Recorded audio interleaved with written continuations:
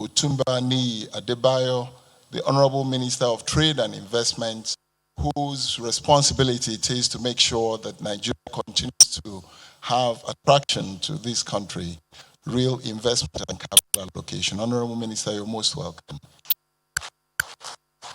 I'd like to welcome the Minister of Science and Technology, His Excellency Dr. Ogbonnaya Ono. You know, in energy transition, innovations and technology advancement is very key.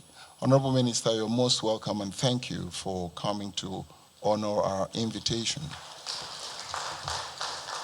You know, one of the reasons why I like this MC when he speaks, he maintains very good protocols. So I would like to, as politicians used to say, stand on those existing protocols. But before I do that, it is very important to recognize the fact that the areas where we operate do have very special responsibility to be our friends and protect what we're doing, just like we inspire confidence in those areas. So it's my great honor and privilege to welcome the royal fathers who represent the areas where we operate, starting with the Oba of Benin, Your Royal Majesty, that is very well represented. You're most welcome. We also have in our midst the man who represents and leads the community that has the largest assets for Seplat Energy PLC, the Oroje of Okweland, His Royal Majesty, General Mujakwere, retired. Your Royal Majesty, you are most welcome. I also would like to recognize and welcome the representatives of the communities where we operate in the Eastern Niger Delta. I can see in our midst the ASA officer, His Royal Highness Eze Emmanuel Aso, and the rest of the delegation from Imo State. You're most welcome. I know that we pay particular attention to the governors from area where we operate, and I'm very delighted that the governor of Edo State has joined us remotely. Your Excellency Godwin Obaseki, we are very grateful to have you join us. And also have been told that the governor of Delta State has been very ably represented by the Commissioner for Oil and Gas, I believe. You're most welcome. And the governor of Imo State, I believe, has joined us remotely. Your Excellency Hope Uzodimma, I welcome you. Let me also welcome all members of the National Assembly who are here present. I'm told that the GMD of NNPC is on his way. Distinguished ladies and gentlemen, my role is to say a very big welcome to all of you. But please permit me to come home and welcome our special leader of the management team of Seplat, Mr. Roger Thompson Brown, and all of his leadership team and members of staff and employees of Seplat. If you are here, please stand up for recognition. These are the people who have put all of these things together. Dr. Nwachukwu and their team, I'm sure many of them hardly had any sleep. I'm also very happy to welcome in a very special way all my colleagues at the board, those who are serving and those who have passed, and all of our investors who have joined remotely and those who are here. Let me notably recognize the founding shareholders of Seplat, Moral and Prom, Platform Petroleum, and in that spirit, I would like to welcome Austin Avuru, our foundation CEO, who I understand is joining us remotely as well. And I also would like to welcome all of our shareholders wherever they may be. Mine is to simply give you some expectations that you have for this conference. Obviously, having invited very special experts on the subject matter, I'm not going to preempt what they will be telling you, But this year's conference is very special for us. The theme means so much to everyone. One, it really identifies with the strongly and very widely used topical issue in the globe today, climate change. And it's for that reason that we chose the topic, the energy transition. And from our perspective, energy transition means different things depending on where you are. Today, we have seen energy transition evolve since the 18th century from different forms. The current form of energy transition is actually focusing on climate action plan. And I'm sure that as a company that has carbon footprints, we took a deliberate decision to make sure that Seplat is absolutely committed to global carbon neutrality. That is the reason why we decided as a company to redefine the way business is done in oil and gas industry. That is why recently we changed our name to become Seplat Energy PLC. And right at the back of this, we've also moved very quickly to redefine our purpose. And the purpose of Seplat, which I believe that the CEO will elaborate on when he starts speaking, is to simply deliver sustainable energy solutions to society. Very simple.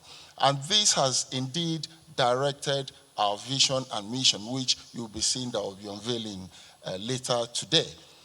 Therefore, distinguished ladies and gentlemen, before I take my seat, I'd like to let you know that Seplat identified two very important keynote speakers. The first of them is Dr. Daniel Yergin. Daniel Yergin has indeed revolutionized the climate change initiative through the latest book he has published, The New Map. And he will be dwelling on this as he takes us through what energy transition really means in different parts of the world. And also to join him in giving us the real keynote speak will be one daughter of Nigeria, Mrs. Ogunbiyi, who will be discussing to us again on the environment. Ms. Ogunbiyi is the Special Representative of the United Nations on the Environment. Distinguished ladies and gentlemen, I would like to give you just a few takeaways for us today. We are going to also be having a very rich panel discussion that will be moderated by our Amazon in Seplat board, Ms. Aruma Ose, who is a professor in Oxford University Business School. Please give her a round of applause. And also we'll be having in that panel captains of industry. One of them is we have in our midst the regulator of note who heads the Nigerian content, and he's here seated with us, Mr. Simbu Wabote. We're also expecting that the GMD will be giving us the keynote speech for that panel. Distinguished ladies and gentlemen, it promises to be very, very rewarding panel, and I believe that you will have really very informative around this. But the key messages for me to give is, number one, that there is global consensus with respect to climate change and what has to be done. And that consensus is that something must be done by everyone with respect to decarbonization. The second point I'll be giving will be the fact that energy transition and the Africa perspective is all about balancing the very severe energy poverty in Nigeria and in Africa with the provision of the right energy mix that will provide this solution. Just to contextualize this, in Africa today, we have the largest population of people who are in darkness. Therefore, it is going to be a paradox of sort if we focus on just reducing carbon emission and then jettison all of the operations that we have. From the Seplat perspective, in providing these solutions, we're focusing on a number of things. And number one among these is to change the way we do business. We have identified gas as the real transition fuel, and for that reason, Seplat today delivers 30% of gas to power in Nigeria. We're very aligned with the federal government's initiative in this regard, and we can only see this increasing. Today, we're delivering over, we have installed capacity of over 500 million square for a day of gas, and with the annual gas project coming on stream next year, we're going to be seeing that increasing to between 40 and 50%. Also, as a company, one of the things we have decided to do is not only are we committed to changing the way we do our business, but we have decided to flare out gas in all of our areas of operation 6 years ahead of government target. We're hoping that, thank you. We are determined to make sure that the over 2.8 million metric tons of carbon and other emissions that we produce in our area of operation, we are going to flare this out through removing gas flares by 2024. This is 6 years ahead of target. Another thing we're doing while we are making sure that we increase our ESG scores is the fact that we are focusing on making sure that the environment is protected, especially when it comes to our Scope 1 and Scope 2 renewable initiative. We're going to be seeing all of this highlighted when the CEO speaks. Another thing we're doing, because we are strong believers that removing the already emitted carbon dioxide and greenhouse gases from the atmosphere is key. So Seplat will be launching from first quarter of next year our tree planting initiative in Nigeria. I'm saying this because it is very clear that carbon sequestration and planting of trees will indeed remove more carbon dioxide that is being produced. Therefore, you'll be seeing what we call the Tree for Life initiative by Seplat come first quarter next year.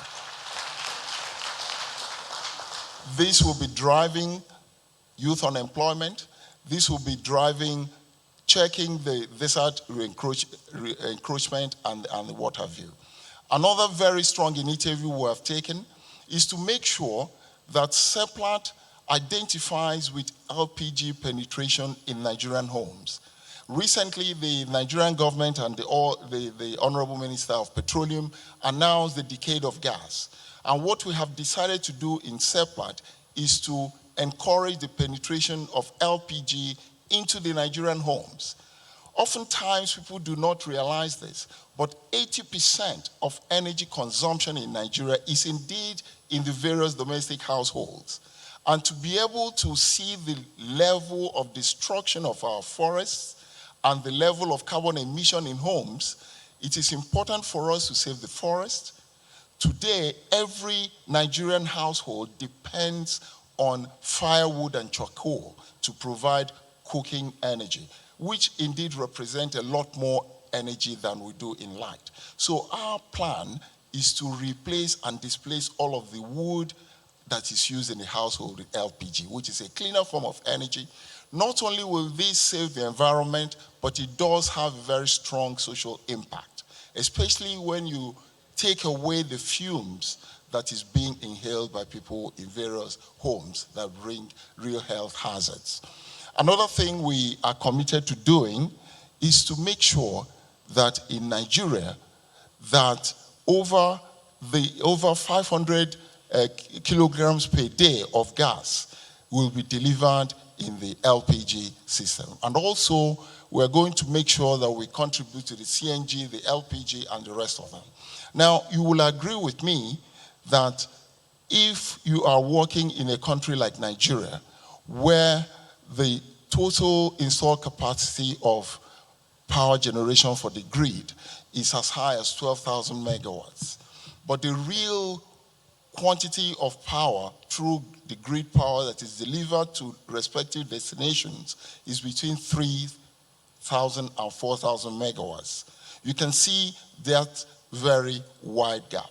What we have also seen is Nigeria with per capita consumption of power from grid at 150 kilowatt hour per capita, which is well below the global average of 2,500. Then what we have determined to do is to displace the diesel generation of power, which indeed contributes off-grid power for as high as 25,000 megawatts. And in doing this, if we replace all of this with gas to power, even in the off-grid and mini-grid, we will be attacking and leapfrogging supply of sustainable power in our environment. This is one of the things that Seplat is committed in doing, and in doing this, we'll be seeing ourselves capturing a very wide value chain from our fence to the final destination. Distinguished ladies and gentlemen, it is on that note that I welcome you, and I promise that you're going to be enjoying yourselves today. And later on today, we'll be seeing the unveiling of Seplat's new logo. Distinguished ladies and gentlemen, as enjoyed the summit, those of you who are joining virtually, I know you'll also be enjoying yourselves. And thank you very much, and we look forward to seeing you next year. Thank you, and God bless you.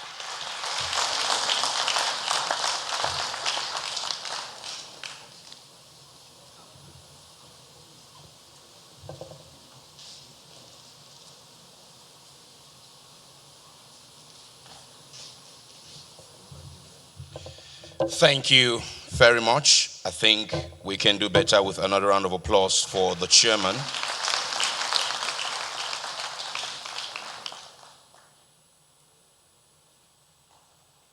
Thank you. Walking us through what Seplat has done, the aspirations of the company in driving this energy transition and what they are doing for a sustainable environment. We need an environment to continue to do business, and Seplat is playing her role in ensuring the environment is taken care of. Thank you very much, sir. Continuing with our program, we'll now take an address by our special guest of honor, who will also be declaring the summit open, His Excellency, Professor Yemi Oshinbajo, SAN, GCON, Vice President of the Federal Republic of Nigeria, as we all know, represented here by the Honorable Minister of State Environment, Chief Sharon Ikazo. Let's welcome her as she speaks on behalf of Mr. Vice President.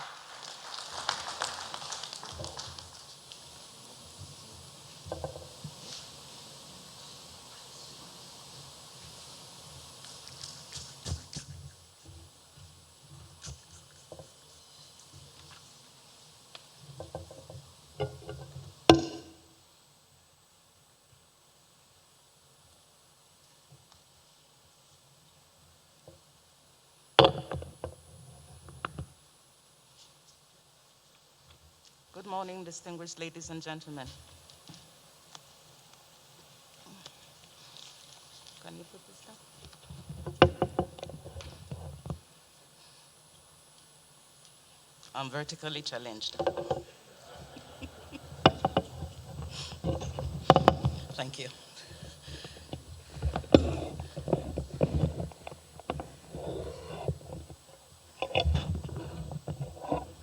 Your Excellencies, the governors of Edo, Delta, and Imo, who are joining us virtually.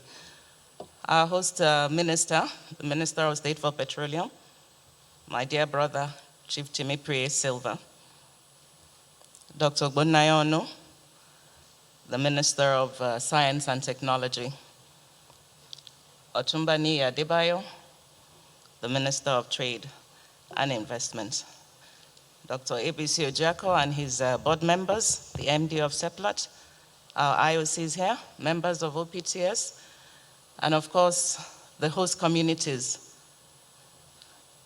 led by the Oba of Benin, I would say, represented by my dear brother, Chief Charles Edasoa, SAN. Our traditional rulers, I greet you all.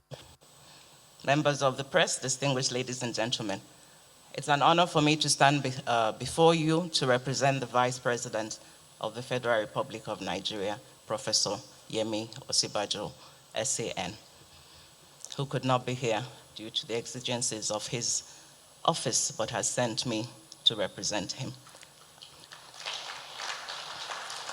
I am indeed very glad that Seplat is having this conversation. Energy transition, carbon emissions, climate change. It's real. Climate change is before us, and it's affecting every aspect of our life. In fact, our planet is threatened by man's actions. So I really commend Seplat for starting this topic. Nigerian government was signatory to the Paris Agreement. But as part of that decarbonization project and the transition to net zero, issues of gas come up, and we talk of just and equitable transition. For that just and equitable transition to be real, we must consider the realities and the various different realities of developing economies. And for us in Africa, and most especially Nigeria, gas will play a critical role as a transition fuel. Let me go ahead and now read His Excellency Professor Sibajo's speech. And I read thus: "It gives me great pleasure to speak to you all today on the perspectives of a topic so critical and crucial to Nigeria's transition to green growth and sustainable development. Energy transition is the pathway that will provide the transformation of global energy sector from fossil-based to zero carbon, and at its heart is the need to reduce energy-related carbon emissions to limit climate change, to meet the goals of the Paris Agreement to which Nigeria aptly subscribed. Over the next decade, every aspect of national energy system is expected to be affected by changes in climate and energy policy. Financing, continuous technological advancements, and shifts in energy supplies and demand. However, the transition needs to speed up significantly and broaden its scope to achieve SDG 7 and align with the goals of the Paris Agreement on climate change, but while at the same time achieving implementation of the 2030 Agenda for Sustainable Development. Thus, energy transition can no longer be limited to incremental steps. It must be a transformational effort. A system overhaul based on rapid upscaling and implementation of all available technologies to innovate for the future. And this is the right moment to reassess long-standing assumptions, perceived barriers, default decisions. The emerging energy system must promote resilient economies and societies for a more inclusive and equitable world. Ambitious and targeted actions are needed now and throughout the coming decades to ensure the goals of SDG 7 are fulfilled and a decarbonized energy system achieved by the year 2050. Through the COP26 Energy Transition Council process, Nigeria has developed its Energy Transition Plan, which has the 3 core objectives of achieving universal access to energy by 2030, net zero emissions by 2050, and industrialization to alleviate poverty and drive economic growth. While this plan has given us a roadmap with which we can accelerate our transition, it has also highlighted the scale of efforts required. At this point, I would like to disclose that Nigeria also developed an energy compact, which was presented at the high-level dialogue on energy at the just concluded 76th session of the United Nations General Assembly in New York. By this, Nigeria joined the League of the global debate to explore the central driver for economy and social development, as well as environmental and climate issues, and is positioned to influence the scale and nature of investments across the economy, long-term climate goals, and economic opportunities associated with the energy transition. Transformation of the energy sector offers ample opportunities for sustained economic development, social inclusion, energy security, improved health, job creation, and other societal benefits if achieved in a just and inclusive manner. However, this would require careful management and broad engagement in order to balance delicate and diverse interests. This brings to the fore the vulnerability of workers, communities, government sectors, and enterprises. It also underscores the necessity for the comprehensive and coherent policies and measures to address the multifaceted challenges involved and to pursue environmentally sustainable growth, while at the same time ensuring a just transition for those affected. Employment gains in energy sector that are transitioning will continue to grow, outweighing losses in traditional sectors. However, the skills required for the energy transition do not necessarily match the skills of workers directly impacted by the changes. There are special concerns in oil and gas producing countries that depend fiscally on these sectors, and different concerns in countries with coal resources where local employment is a significant factor. It will thus be important to enable countries to benefit from appropriate technologies reflective of their peculiar situations and circumstances as part of this transition. Renewables offer a wide range of benefits, well beyond those related to energy security and climate and environment. There's a growing evidence that they can support economic growth and improve human welfare. Renewables are key to all people and key to us achieving the United Nations Sustainable Development Goals of providing people with affordable energy, while also enforcing these SDGs. They facilitate access to basic services, they improve human health, enhance incomes and productivity, and promote gender equality and educational opportunities. Renewables will also create new jobs and spawn new industries and can contribute to sustainable urban development. But to achieve all this, policies supporting and enabling deployment and integration of renewable energy and energy efficiency must go hand in hand with a broader set of policies which ensure that industrial and other economic capabilities are aligned with the COVID-19 recovery, socioeconomic development, and climate priorities, as well as with other environmental objectives. Industrial policies will play a vital role in providing the productive structures that underpin green energy industries, especially in developing countries. Some of these developing countries lack related capabilities, and there are market forces that may hinder optimal outcomes. So in this regard, we believe that renewable energy offers favorable prospects for localized inputs because of the comparative ease of technological transfer and the labor intensity of its low and medium-skilled work segments. As noted previously, policies must also foster a just transition through labor, skills, education, and social protection measures. We all know the energy sector is facing a series of interlinked challenges, including rising population and economic growth with the attendant increasing demand for energy services, which progressively promotes resilience to future economic and environmental shocks, as well as massive shift from a highly centralized energy sector to decentralized energy production. To meet these challenges of transition of the energy sector, it's important to ensure massive efforts towards increasing energy efficiency and productivity, facilitate changes in consumption patterns and lifestyle choices, and expand renewable energy for power supply and direct use within and across the country. The earlier mentioned Nigeria's Energy Compact includes our flagship 5 million solar power projects, which aims to electrify 5 million homes and 25 million people by 2023, and also aims to create 250,000 jobs. The implementation of this project is underway, with several sites commissioned and being executed by the private sector with support from the government of Nigeria.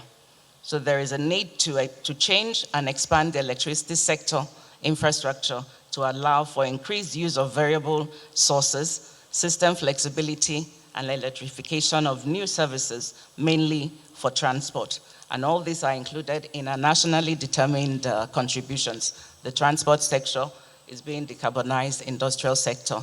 And as the chairman said earlier, the gas expansion plan of the Nigerian Ministry of Petroleum Resources is all part of us meeting our nationally determined contributions.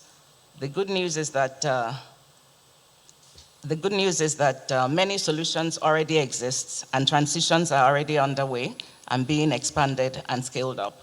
It is recognized, however, that the pace and scale of transition demands finances, expanded innovations in technologies, business models, and market solutions, and an enabling policy framework to continuously improve the existing options and fill the gaps for a decarbonized energy system by 2050 for us all to have a sustainable future.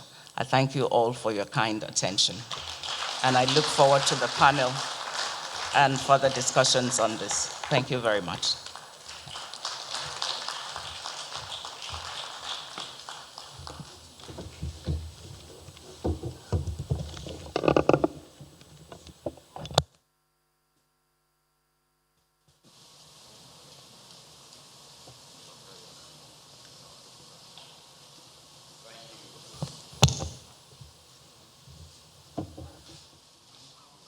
Thank you very much, Chief Sharon Ikazo, Honorable Minister of State Environment, representing His Excellency, Professor Yemi Osinbajo, Vice President, who we are clearly told, because of the exigencies of his office, is unable to join us here today.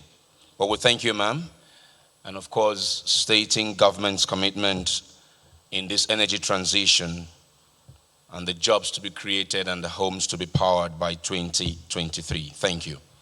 Please, one more time for Chief Sharon Ikazo. Your Excellencies, Royal Majesties, distinguished ladies and gentlemen, I am told that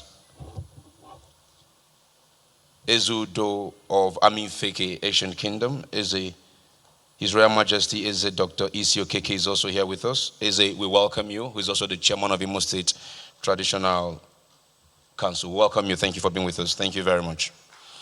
And real quick, we're also joined by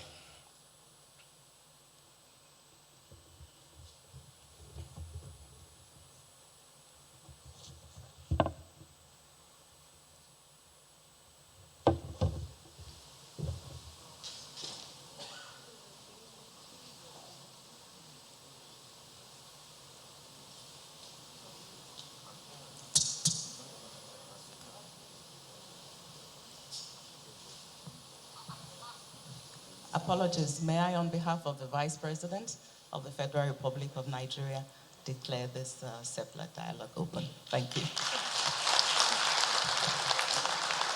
Thank you. Thank you very much. And so the Vice President of the Federal Republic of Nigeria declares it open. Then I can proceed with the other activities. Okay, I have been informed as well that we're joined by Mr. Mohammed Nami, Executive Chairman of FIRS, as well as Mr. Gabriel Ogunjemilusi, Coordinating Director, Oil and Gas for FIRS. We welcome you, gentlemen. Thank you very much. Onwards to the next item on our agenda, and which is the keynote address. Please join me in welcoming His Excellency Chief Timi Silva, Honorable Minister of State Petroleum Resources, taking the keynote address at the Seplat Energy Summit.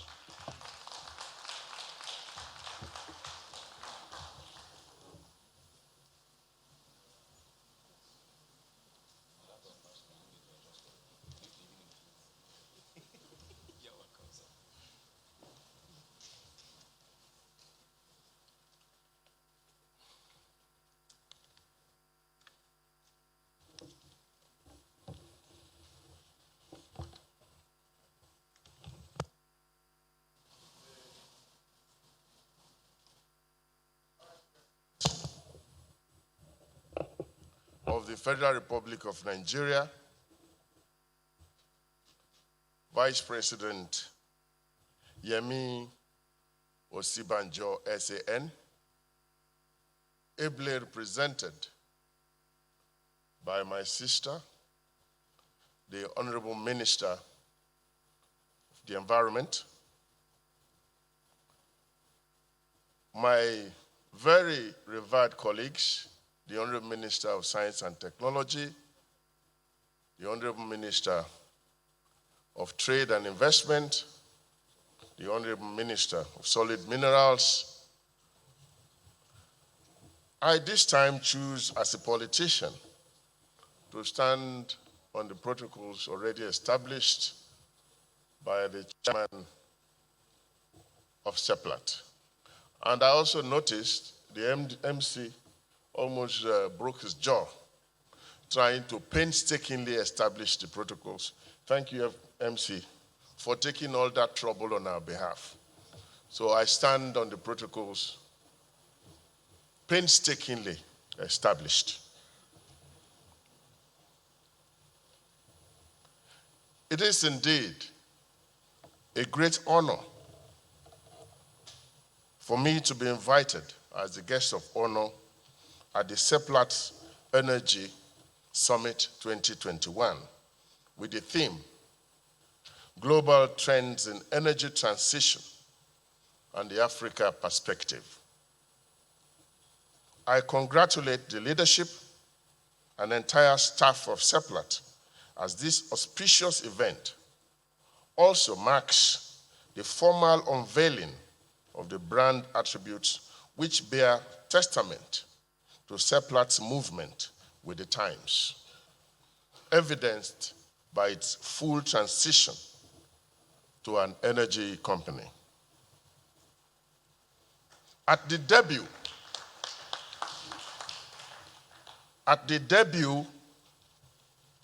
Seplat Energy Summit in 2020, I spoke about the challenges that the COVID-19 pandemic posed to the global oil and gas industry, and in particular, the impact on our Nigerian operations. At that time, I spoke on the strategies for sustaining business resilience and sustainability to enable Nigeria navigate the global crisis. Measures that included the curtailment of oil production in response to OPEC Plus initiative to rebalance and stabilize global markets.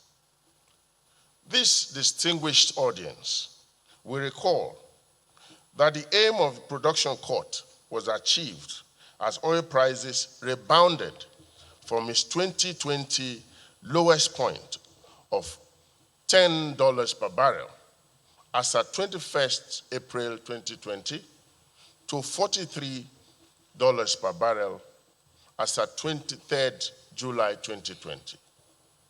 This was just a week before the Seplat Energy Summit, which held on 30th July 2020, and oil price has continued on the upward trend to the current $80 per barrel as at 6th October 2021.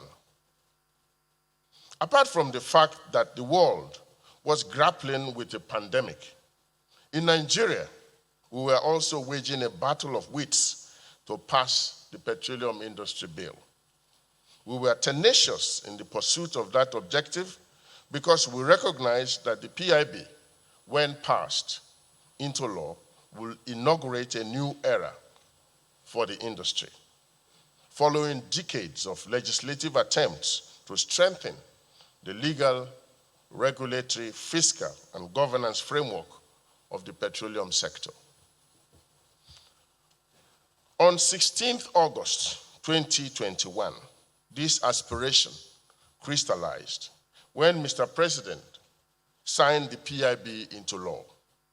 The new law has enhanced the Nigerian petroleum industry's reputation, provides the pathway to new investments, and consolidates our ability to play a significant role in meeting the world's growing demand for energy. Even more significant is the fact that the passage of this legislation is coming at a time that the global energy investment outlook is becoming clouded by concerted effort aimed at expediting and enthroning a lower carbon future. The PIA 2021 will undoubtedly assist in harnessing Nigeria's potential to achieve its plan of increasing oil production to 4 million barrels per day and oil reserves from 37 billion barrels to 40 billion barrels, while also drawing on the country's estimated 600 trillion cubic feet of gas, of natural gas, to provide clean and efficient energy. These resources will be crucial in supplying world markets with a broad portfolio of energy options, as well as supporting the global endeavor to alleviate energy poverty as envisioned in the United Nations Sustainable Development Goals, Goal 7. This is our approach to the issue of renewable energy and the energy transition. While acknowledging our commitment to net zero as a nation, there is no gainsaying the fact that Nigeria requires fossil fuel as its baseload energy source. This is undoubtedly a major concern for climate activists in developed nations. But the clamor to emphasize only renewable energy as a pathway to energy transition is a source of concern for African countries that are still working to achieve baseload industrialization, address energy poverty, and ensure reliable power supply. This is why in Nigeria, we reject the concept of a single pathway to the energy transition. Indeed, we prefer the concept of just energy transition, which takes into cognizance the specific circumstances of each nation in developing the energy transition pathway that best achieves the environmental, social, political, and economic objectives of the transition in that specific nation. Multiple pathways to the energy transition should and must exist in order to ensure that no country is left behind in the process of achieving net zero by 2050. In Nigeria, the position above recognizes the possibility of a structural decline in the price of oil and consequential fiscal vulnerabilities that may arise, as well as the increased risk exposure therefrom, and is responding to it in several ways. First is the focus on gas. For us, this is at the heart of the energy transition and represents the first step in the journey to renewables away from oil. Already, we have declared that gas is our transition fuel and also represents a destination fuel, as we envisage that it will be part of our energy mix by 2050, given the vast resources that can be commercialized and utilized. Furthermore, generous incentives have been proposed in the Petroleum Industry Act 2021 to enable development, distribution, penetration, and utilization of gas. The National Gas Expansion Program was also launched in January 2020 to drive domestic gas utilization. Our proven gas reserves are sufficient to cover current demand levels and support plans for the construction of 9 new gas-fired power plants with a combined nameplate capacity of nearly 6,000 megawatts by 2037. This validates gas a viable and transformational fuel for industrial development. This is why President Muhammadu Buhari, who is also the Honorable Minister of Petroleum Resources, has declared 2021 to 2030 as the decade of gas, which provides the fulcrum for focusing effort and resources required at making gas the centerpiece of Nigeria's economy in 2030. The PIA 2021 also preserves existing levels of government take for a transition period through grandfathering provisions and proposes a fiscal regime that encourages investment in order to monetize existing reserves before the clock runs out. Thus, provisions relating to voluntary conversion, production allowances, lower royalties and taxes, cost optimization focus, etc., have been enshrined therein to address the envisaged fiscal vulnerabilities. The deregulation of downstream petroleum sector is yet another strategy proposed to enable the just energy transition in Nigeria. The government is in the process of fully deregulating the downstream sector, petroleum sector, which will end subsidies and free up funds for national development, including investment in renewables, which will be part of the energy mix that ultimately powers our economy. The PIA 2021 also has a general focus on midstream and downstream, as this is where value will be created via a multiplier effect on the economy, infrastructure, employment, and revenues. The newly created Midstream and Downstream Petroleum Regulatory Authority is mandated to ensure that this value and other benefits actually accrue to the economy. There is also a focus on diversification of the economy by enshrining incentives that target significant growth in power generation and the creation of a wide range of industrial clusters around fertilizer, petrochemicals, manufacturing, and agro-businesses, among others. Distinguished participants, while preparing for the energy transition, we are committed to the development and monetization of our oil resources as well. Indeed, the recent World Outlook released by OPEC forecasts that oil will still be in high demand by at least 2045.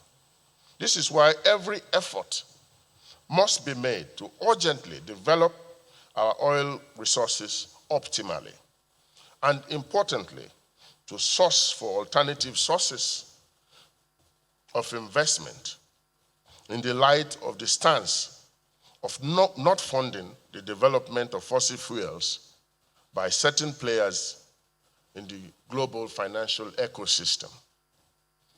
I expect that this summit will address this issue as well as others that have been raised in this address. I am keenly anticipating the outcome of the deliberations from the summit in this regard. To conclude, I hereby wish to once again congratulate the leadership and entire staff of Seplat for this event, and thank you for the honor and opportunity afforded me to give this message. I wish us all successful deliberations. Thank you.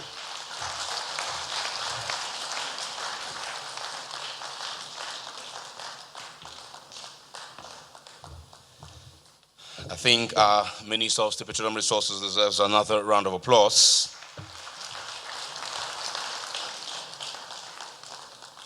Nigeria rejects the concept of a single pathway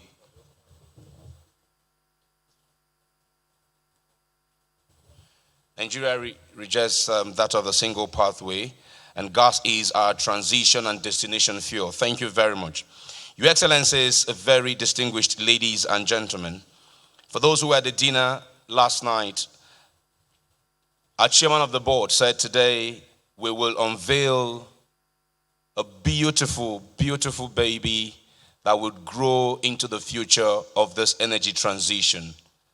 To begin that journey of unveiling this next phase of this great company, I'd like to welcome once again our chairman of the board as he tells us the story as the board has desired it to be in the next milestone. Welcome again, Dr. ABC Ojako, to give us the overview of Seplat's energy business.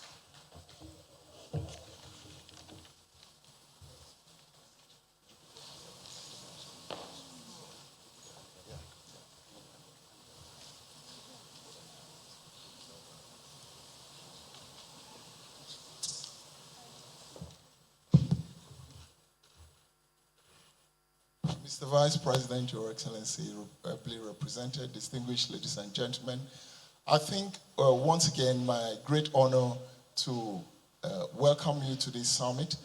This year's summit, as I said earlier on, will be heralding the ideas that Seplat is committed to delivering in energy transition. Let me seize this opportunity to congratulate His Excellency Timi Praise Silva for the passage of PIA. One of the things PIA has done, even for us as a company, is the fact that one singular thing is done in gas. It has revised the DSO regime to the domestic delivery obligation. This is what Seplat has been longing for and we've been pushing for, and we're going to see this really impact very greatly what happens in the energy transition. It is my honor and privilege to kindly welcome once again the Honorable Minister for Environment, who represents Mr. Vice President, to kindly come up to the stage, and all the ministers who are here present to please come up on stage. I'll also call on our CEO to please come. Frankly, the real message about this unveiling will be done by the CEO of Seplat, but the real message that we'll be giving will be to and I also like to invite the board members of Seplat who are here. Aruma, please come forward. I'll call on the Executive Secretary of Nigerian Content to please come forward. I would like to have all the kings who we have invited, the kings from our areas of operation and including the representation sent by the Oba of Benin. Oroje, the chairman of Imo State Council of Chiefs, Chief Asade, all the kings, please come forward. The kings, your representatives, your members of your entourage can please stay behind. But what you will be hearing, the governor of Delta State's representative who is here should please come.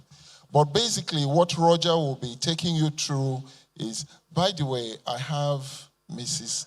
H.I.C. Ojako, my real boss, in the audience. Please come forward and join this history that is being made. You know, it's very important for us to do this, otherwise. What Roger will be, obviously Roger will invite members of your leadership team to kindly come forward because they are the doers. What we do in Seplat is to do what we call the co-creation of strategies and vision of the company. So what we've done recently is to redefine the purpose of Seplat. Why do we exist? What is our real identity? And this identity is, simply put, is to deliver sustainable energy solutions to society. Very simple. And we live this, we deliver it with everything that we have. And that then drives us to our vision, which is again very simple. And our vision is indeed to drive energy transformation in our environment. And our mission is to commit and deliver affordable, accessible, and reliable energy to the Nigerian economy, and thereby driving and making sure that we sustain a very sustainable socio-economic prosperity in environment. This is really what our mission is. Roger will be speaking to this, but to be able to do this, the board has mandated the management and staff, and we have absolute confidence that they will deliver on this. So I call on Mr. Roger Brown to kindly take us through the purpose, the vision, the mission, and the core values of Seplat as we unveil the new logo of Seplat. Thank you very much, and God bless you. Thank you, Chairman. I think in the interest of time, because we're live, we're now TV producers. So let's play the video, please.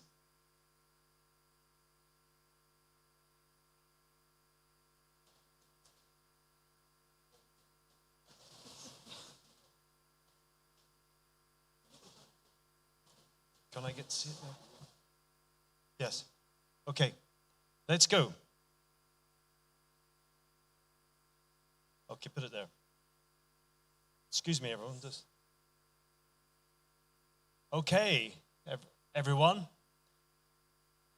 Behind us, sorry for everyone on the stage. Behind us, we have, it'll be here soon, we have a purpose statement. Okay, and I'll run through this quickly, which is to deliver sustainable energy solutions for society. So wide, thank you. Sustainable energy solutions for society. Next, let's have the vision. This is really looking well into the future. And this is to transform, not change, but transform lives through energy.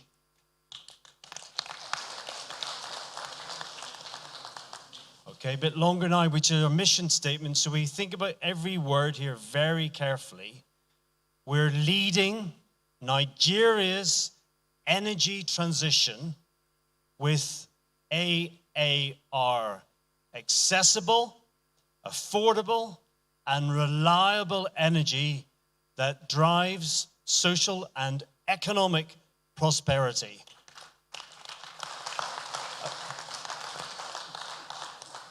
Now we go through our 5 core values here. We call this SIPA, which is safety. Number 1, it's what we're here to do. We have to be safe. Safety, we will prioritize safety, which is a matter of both individual and collective responsibility. Number 1 for us. Next one, integrity. Central to what we do. We behave with integrity in all our dealings. We make promises and we stick to those promises. We can see on this stage the next core value we can see very clearly on the stage, partnership. Our ambitions will be driven by partnerships, so we strive to collaborate and be a trusted partner. And this is what we can see on the stage here. Last 2, can't do all of this without ambition. We must be ambitious. We will be driving an innovative force in the delivery of energy solutions for social and economic growth. And the last one speaks to the world we live in today, agility. We strive to be an efficient organization, proactive and adaptive to changes in our environment. So here's our core values that drive Seplat. Seplat energy. Remember that. And the last, we've got a strap line. And please, I really want everyone to read this out with me. So our strap line is, here we go. Ready? 3, hold on. 3, 2, 1. Reliable energy, limitless potential. Thank you. Okay, now we're going to unveil. I think we've got another countdown.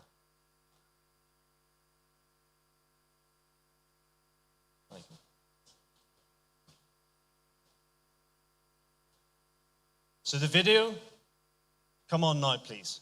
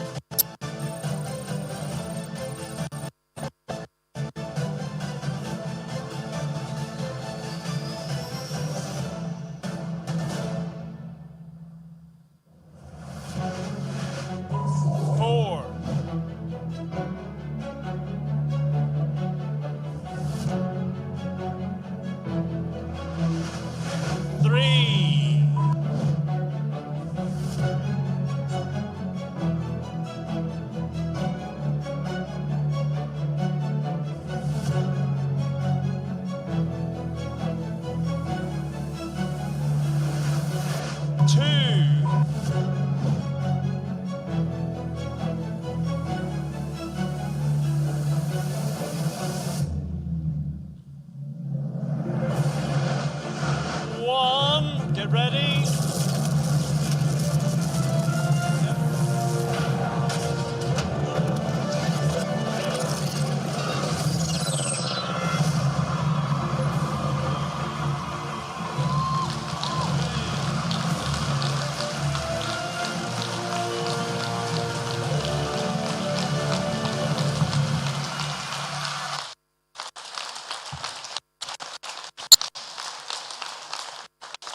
Thank you very much. Thank you very much. Absolutely, absolutely fantastic.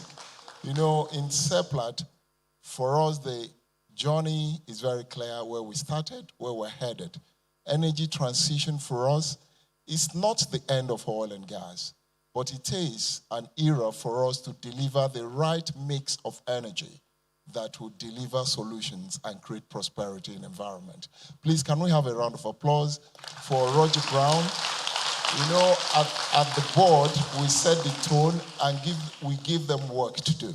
All I can testify is that we have absolute confidence that Roger and his team have delivered, and we have given them even more work to deliver energy transition in a transition way. Thank you very much, Roger, and thank you.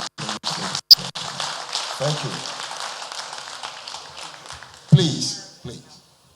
I speak now on behalf of the Ministry of Environment. And I would like to declare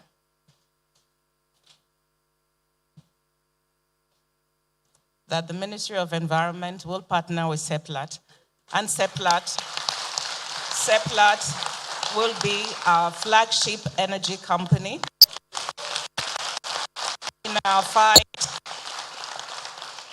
fight against climate change, because they understand all the issues. You saw the video they showed. Plastic pollution is another problem we're having in the world and Nigeria. Marine litter. Then also the issue of deforestation is something we have been battling. So we in the Federal Ministry of Environment are coming up with policies and strategic plans to combat deforestation and improve on conservation. So with Seplat leading the way, I'm sure members of OPTS will support this, and IOCs will join, and each and every one of you here, because we have no planet B, we only have one planet, and that planet is under threat today. Thank you all very much. Thank you very much. Thank you, Madam Minister. This is absolutely fantastic. One of the things that our new energy transition would herald is the Tree for Life initiative. And so coming from the Honorable Minister of Environment, absolutely that will be right cooperation. We'll be launching this. It's very important, Tree for Life. You can see everywhere is green. Green is life. This Tree for Life will mean that we'll be planting multi-millions of trees in Nigeria. This will drive employment among the youth. This will create prosperity that we're talking about. This will also mean that we will be preserving our forest. This is very important if you saw that journey. I'm also very happy to invite the Honorable Minister of Petroleum to give us his endorsement. After that, we will call on Dr. Greg Ero, who is a representative of the Oba of Benin, to give his endorsement. We will also call our big royal father, the Oroje, to say one or two words. And then we will call on the Eze of, not Asale, I beg your pardon. The Eze of Obo Madike, who himself is an oil man, once an oil man, always an oil man. He was an ex-Ajib company staff. So he will also give us his endorsement. May I call on the Honorable Minister of Petroleum?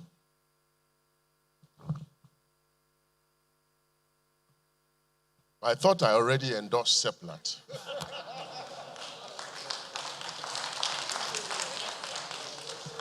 But I can tell you, distinguished ladies and gentlemen, that Seplat is one company that knows what time it is.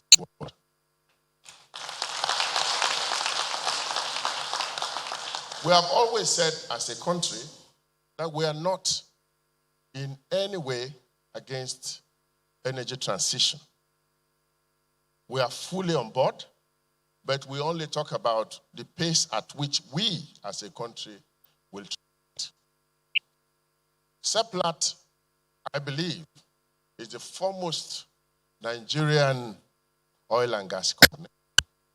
And it is fitting, therefore, that Nigerian oil and gas company, and it is fitting, therefore, that the Minister of Energy has already, the Minister of Environment has already endorsed Seplat as the flagship, company. The Ministry of Petroleum Resources will also queue behind the Ministry of Environment and endorse Seplat as the flagship company for anything concerning energy transition. And we have been here, we have seen what you have put in place. It is really gratifying and very proud for us Nigerians that our own company really can count among any global oil company anywhere in the world. Thank you and congratulations, Seplat. Thank you very much, Honorable Minister. You know, globally, when we talk about energy transition, it's driven by four main things. Number one is politics. Number two is policy. Number three is activism. And number four is, to an extent, religion. But in Seplat, quite frankly, ours is driven by technology, is driven by innovation, is driven by policy. Therefore, it's my honor and privilege to invite the Honorable Minister of Science and Technology to kindly come forward and give us his endorsement. Thank you very much, Dr. Ogunbiyi. Thank you. I feel very happy to join the Honorable Minister of State, Environment, and the Honorable Minister of State, Petroleum Resources, to give endorsement to Seplat Energy PLC. This is something that all Nigerians should be very happy with. We have been thinking of how to grow the private sector, but we have seen that Seplat Energy PLC shows us that this, our nation, Nigeria, is truly a great nation. And the hope we have that Nigeria will occupy the #1 position in the world will come to being. It's something that can be realized. We have no alternative, we have no option but to go that way. And we believe that Seplat Energy PLC will lead the way, whether in gas, in oil, in the environment. It's all, innovation because it's clear. So we feel very happy. We are so proud that we have, people like you, and we believe that you will do far more, for the nation, because the Honorable Minister of State, Petroleum Resources, made a very important point. We can't, as a nation, continue to be led by what other countries want us to do. We are a sovereign nation. We have to look at the things we need. We have to look at the resources we have. We have to also look at the responsibilities that are there for our country. And our policies must be geared to make sure that we solve all these problems. And I thank you so much for letting the world know that gas is not just a transition, but also a destination, for Nigeria. It's a very important statement, made by the Honorable Minister of State, Petroleum Resources for our nation. And what this means is that we will continue to make sure that we exploit gas, not the way we did for crude oil. Because for crude oil, we're just there, collecting rent. But that's not the way to go. But for gas, from what the Honorable Minister has said and what my ministry is interested in doing, in leading our nation away from our economy depending entirely on commodities, but to now depend on knowledge that is innovation-driven, means that we have to keep converting gas, to produce all the products that today we import from other countries. Because that is the way that we can grow our economy. That is one way we can create jobs for our people. We can strengthen our currency. Because the Naira is always under pressure. Because we keep importing things that we can produce here in the country. And the Seplat Energy PLC is aware that using gas, you can produce thousands of products. And that's why I'm so happy that the Honorable Minister of Industry, Trade and Investment is here. So we can use gas as a feedstock, for our manufacturing process. And also in transportation, energy, power, and all that. So this is why the Federal Ministry of Science, Technology, and Innovation, because today you have been mentioning science and technology, all of you, but this ministry is now science, technology, and innovation. So the Federal Ministry of Science, Technology, and Innovation is endorsing Seplat Energy PLC as an indigenous Nigerian company that is going to help us to exploit to the maximum the resources that we have in our country. We thank you so much. Congratulations. Thank you very much, Honorable Minister. We'll continue our endorsements. I'm told that we're running out of time but we still have endorsement from the Royal Fathers. We have endorsement from the Nigerian Exchange Group, because capital allocation is extremely important. And we do have an endorsement coming from an international energy company, Total. Mike will also give us his endorsement. And a captain of industry, Mr. Oye, Hassan Odukale, will give us his endorsement.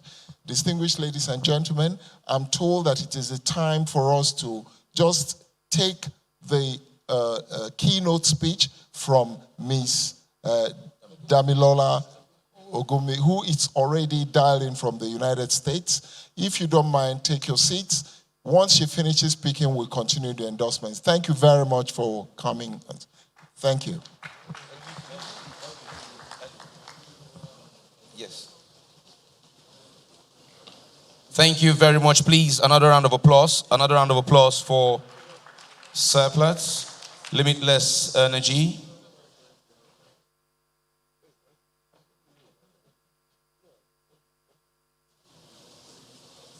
Thank you. So we welcome. This next session is going to be handled by my co-anchor for this year's event, as it was last year. Our anchor for this is dialing in from South Africa. She's also virtual. She's dialing from our live studios in South Africa. She will bring up our next speaker, who would walk us through the next few minutes on the keynote presentation of balancing sustainability. So, Lerato, if you can hear me, the stage for the next few minutes is yours. Lerato, confirm you can hear me. And thank you very much for the handover.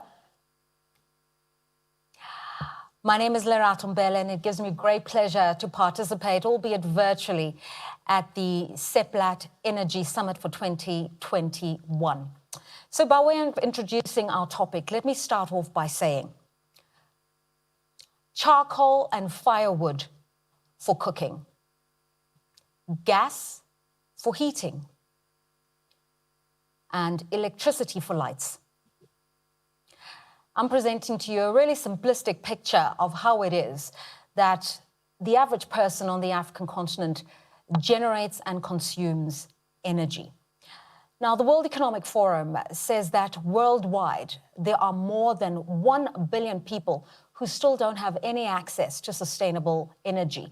And we know that the majority of those people are found on the African continent. Now, there are a variety of reasons for this, For a start, utility companies on the continent are barely coping because of old infrastructure. We've also recently started to talk about the impact of climate change putting a strain on Mother Nature. COVID-19 has added complexity into the scenario with its ensuing inflation and supply chain disruptions.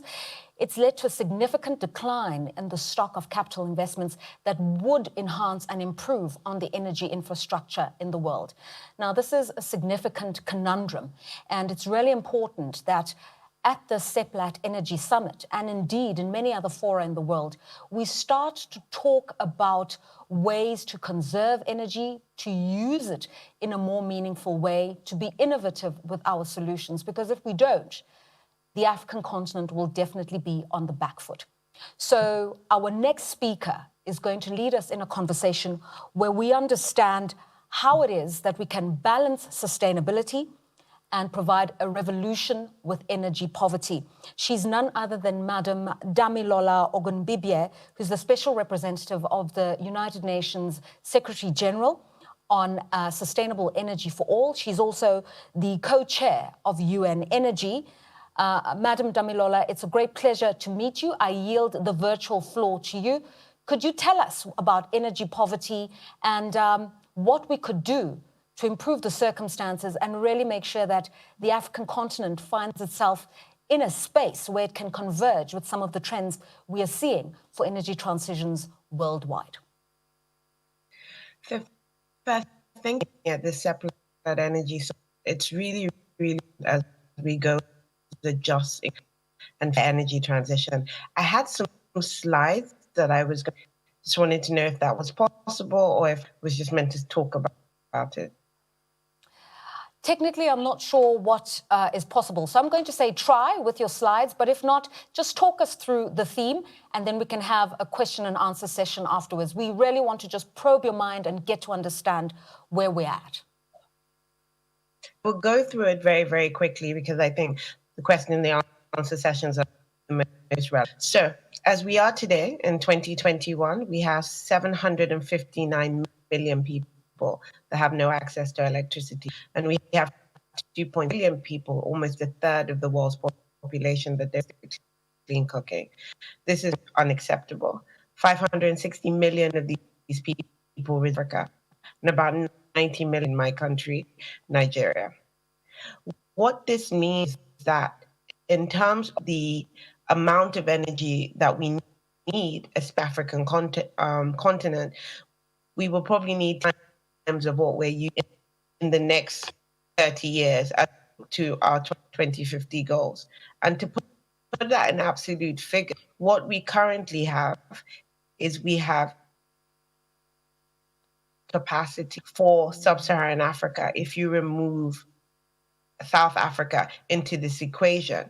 That means currently you have a situation where being born Black African, like I, had a 20-time advantage because of the correlation between energy poverty and development. Another key thing that is really important is, again, removing South Africa is only responsible for 0.55% of global emissions.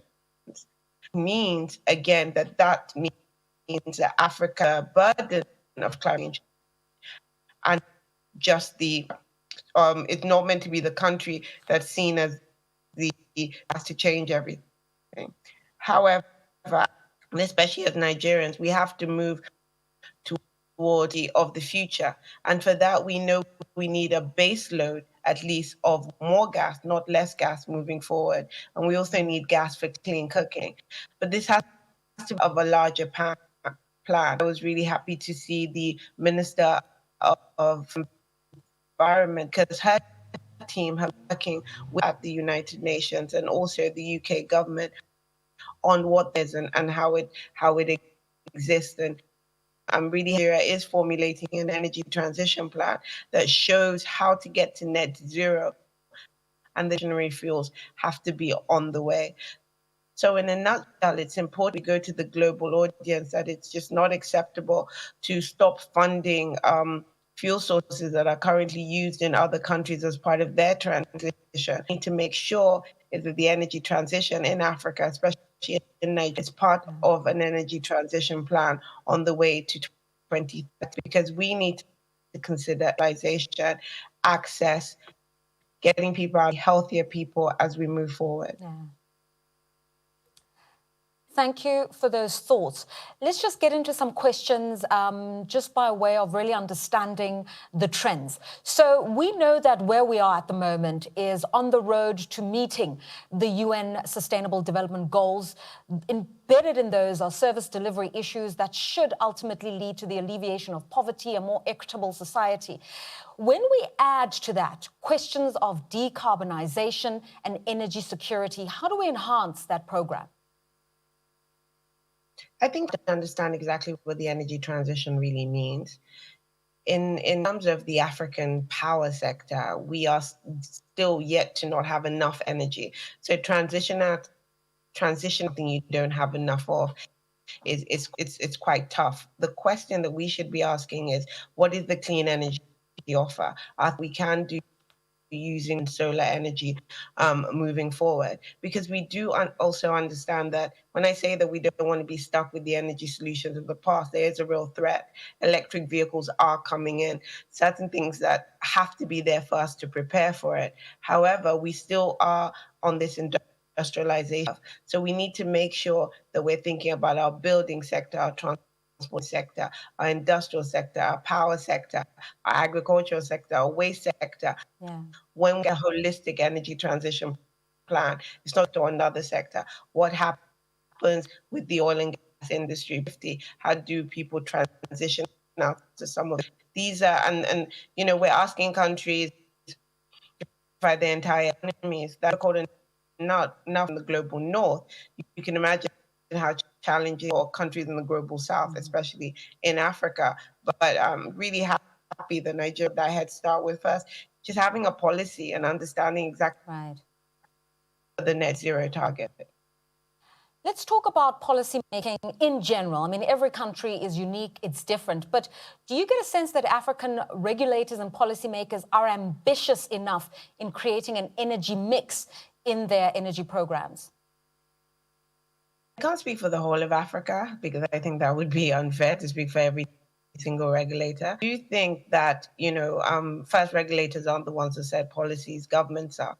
And you have found the trend since COVID that a lot are coming and say, yes, we need to recover greener. How exactly are we going to do it? It's a responsibility on the global north countries, the EU, and institutions like myself, the UN, to guide them and to show them how to do it using data and evidence as pathway. There's a lot of countries have integrated energy plans, which is key to everything we do. And it's important for you to understand the energy mix in your country, what you're trying to eliminate, who you're trying to provide power for, and what is the right mix. So I think different countries at different stages, but in total, we've been getting very, very positive views from African governments. Now, there are dilemmas that we need to talk about, if indeed it is a dilemma. So many African countries are resource rich, and these are resources, the argument goes, that could be utilized, one, in the provision of affordable energy, and also in developing and growing the economies further. At the same time, the continent has an endowment of sunshine and wind. And so, yes, indeed, the continent could be thinking about alternatives. But the cost really and the opportunity means that you can't completely eliminate fossil fuels from the equation. And that becomes really a difficult thing to fathom. And this is also recognizing this. Well, it is indeed true that the cost of producing clean energy has gone down significantly.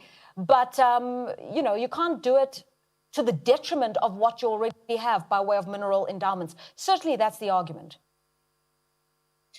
I need to understand that getting to net zero doesn't mean zero fossil.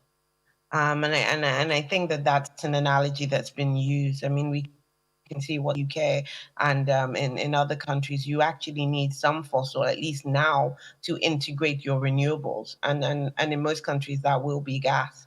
We will get to a stage with technology advances in probably about 10 or 20 years that integration might be green hydrogen, but we're not there yet. So it isn't right to tell people to stay in poverty while you try and find an optimal solution. But we do know that many people, at least 400 million of the 560 million in Africa don't have electricity, can be powered in the least cost way by renewable energy and by renewable solutions and hybrid solutions. So that's why it's so important to have integrated energy plans, so you can pinpoint exactly what is the least cost and more sustainable energy source for you and your community, and that fits into your national and state plan, looking at things in isolation. Madam Ogunbiyi, let me ask you what is meant by innovation. Increasingly, we're starting to hear about the so-called hydrogen economy, or the introduction of technologies in mining and oil and gas production that can help certain industries transition. Could you talk us through some innovative trends that excite you that could apply to the African context? I mean, obviously, hydrogen is extremely exciting, especially since it relies so much on the resources we have in continent. However, I'd like to add, as we talk about innovation, that we have all the technology in the world to make sure people are out of energy poverty. And when I talk about energy poverty, I don't mean people just having a connection to electricity. I mean people to have sustainable electricity. So between fossil solutions and cleaner solutions and renewable solutions, all those technologies exist. What is now happening in innovation is building on that. Really great. I guess the example I'm more excited about is the next generation lithium batteries, to be able to store. So one of the issues with renewable energy, as many people, is what happens at night, or what happens when the wind blows, or what happens when there's a drought. These are real things, but be able to store energy at a large scale and feed it back into this grid, so there's no intermittency, very key. And there's some other carbon capture technologies as well that are in the works, but I think the battery storage is the one that's most exciting for me. As we wind down our conversation, I'd like you to please zone in, focus on Nigeria, Africa's largest economy, Africa's largest exporter of oil, also the country with trillions in cubic feet of gas reserves that are yet to be tapped into. How can Nigeria use everything it's got? Human capital, mineral and oil resources, gas resources, to really tackle this issue of energy poverty in a meaningful way? I mean, the best way that my country can use its resources is obviously develop it as part of a plan.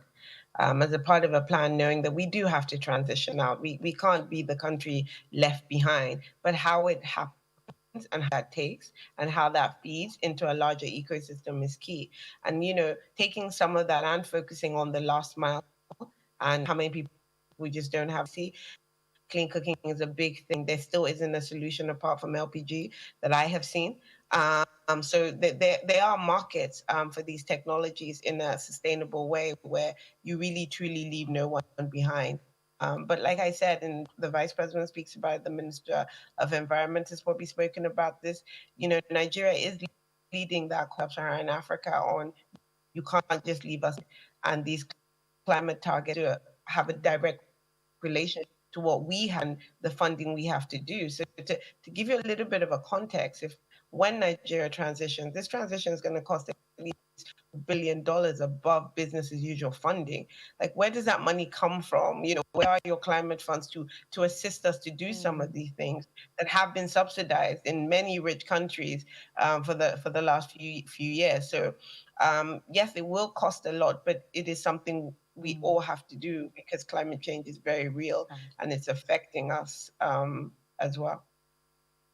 And finally, I know you're not a soothsayer, but as the world prepares for the upcoming COP26, the Conference of Parties, I know it's going to be tough negotiations, but what are you expecting will dominate the conversations there, and how can African countries amplify their voice, their needs, and make sure that the question of alleviating energy poverty is dealt with adequately and setting targets that could be met, yes, albeit independently, but could be applied to the African context? I mean, I think it's always going to be dominated by climate mitigation or climate adaptation angles, depending on which country you're. If looking at it as an African, I think African governments should demand what exactly is the clean energy offer. You know, if you want me to go green, there must be an offer on the table. You know, South Africa is articulating, you know, their style in terms of moving away from coal, but there's a cost to get out of these agreements, these power purchase agreements, moving, you know, who bears that brunt. Acceptable to tell people to go green or to stop what they're doing currently and no alternatives on the table. And I do think that will be the power of Africa as a bloc. Because we do have things to transition. I know there's 100 million or so diesel and petrol generators, you know, blaring every single day across the continent. That is a huge problem, and we have to find the solution. But I honestly believe that, you know, the 100 billion that's meant to be set to target climate change really needs to come to almost more than any other. Thank you so much for your time, and thank you so much for the work you are doing. Yes, it's for the world, but we're really proud to have a daughter of the soil in the world speaking and being able to bring our point of view across. And thank you so much for being here to support the Seplat Energy Summit for 2021. The views there of Damilola Ogunbiyi, who's the special representative of the UN Secretary General on Sustainable Energy for All. She's also the co-chair for UN Energy, just speaking us through some of the trends we are seeing on climate justice, cleaner, greener energy, and reducing, if not even eliminating, energy poverty. Thank you, madam. And I yield the floor back to the summit in Nigeria.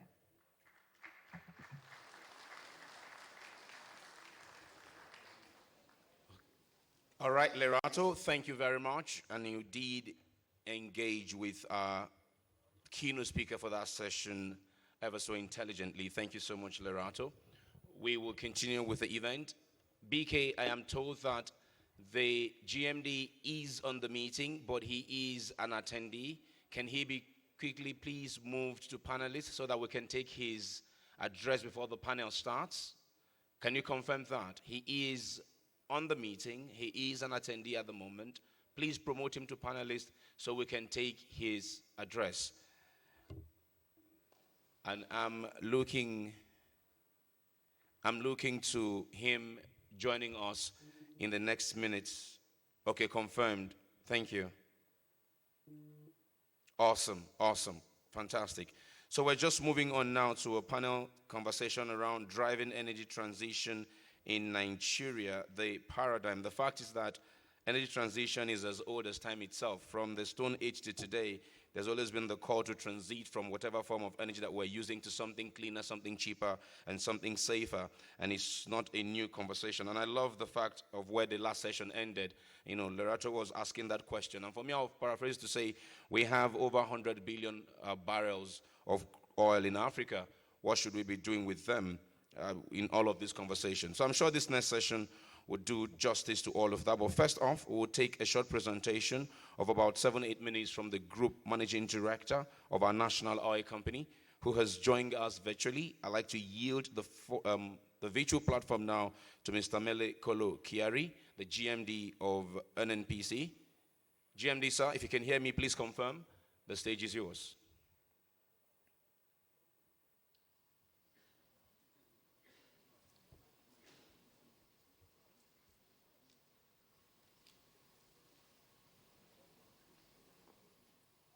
Okay, so you can, those of you who are online, as I wait the GMD to dialing, those of you who are online, you can ask questions using the Q&A box on Zoom, or you can use the comment section on YouTube. Then, if you're in the room and you would like to ask questions, please take note. Please take note, send your questions as SMS to, I'll try and project it on screen when the GMD is done. Please send your questions to 0803 as a SMS 0803 088 4493. I take that again, 0803 088 4493. The reason for this is to limit the passing around of microphones as much as we can and keep observing COVID protocol. So please very kindly send your questions to that SMS, or on YouTube, use the chat section of the YouTube or the Q&A box on Zoom.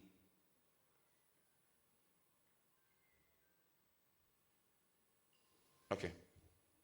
Oh, fantastic. The GMD is live and ready. I would yield the virtual platform to him now. Mr. Mele Kolo Kiarisa, the stage is all yours.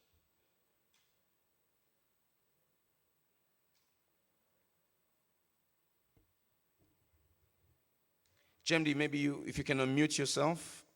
We're not hearing you in the hall. Is it BK?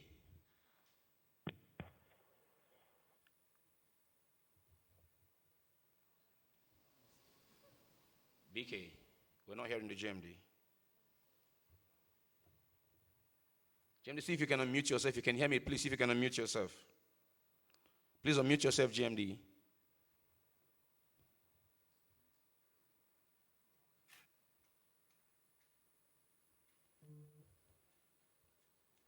Okay, I hear it's technical issues from the other side, at GMD's office.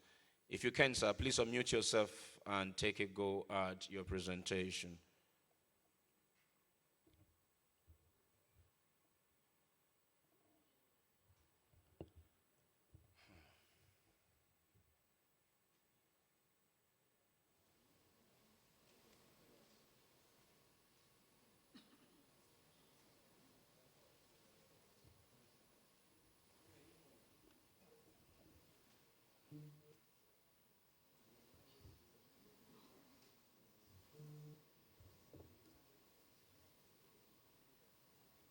Okay, we're still unable to hear.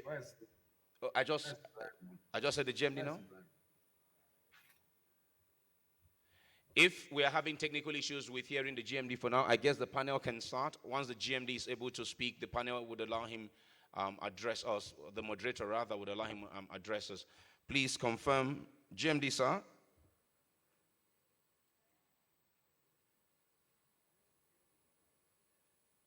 Okay, so let me just take a moment. Give me just background music for a minute while I sort this out of going on. Let's just give me background music, and I'll be back in a minute.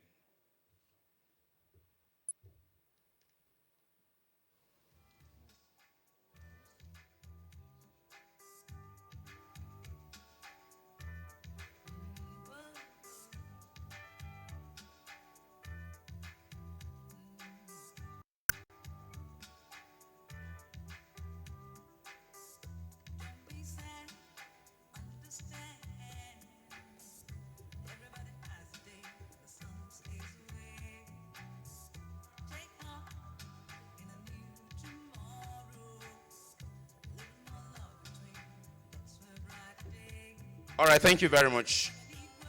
So we'll go ahead with the panel, and once the GMD is able to speak, we will take his address. Let's welcome Engineer Simbi Kesiewabote, Executive Secretary of NCDMB. He's on our panel. Please, let's welcome him. Thank you very much.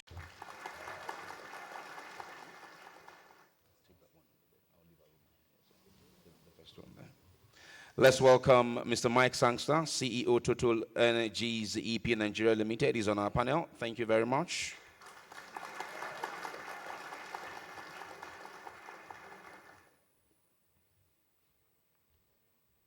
Yes, sir. Yes, sir.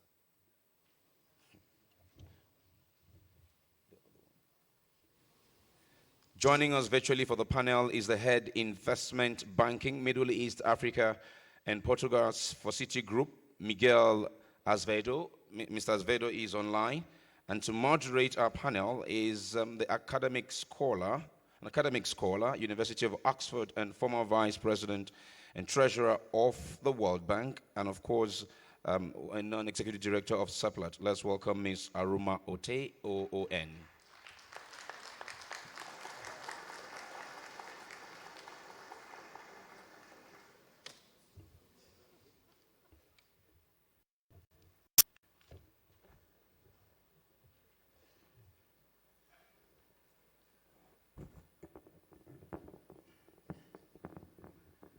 Excellencies, distinguished ladies and gentlemen, I want to say, first of all, this is mine, okay, thank you. Is it possible to put it on this side?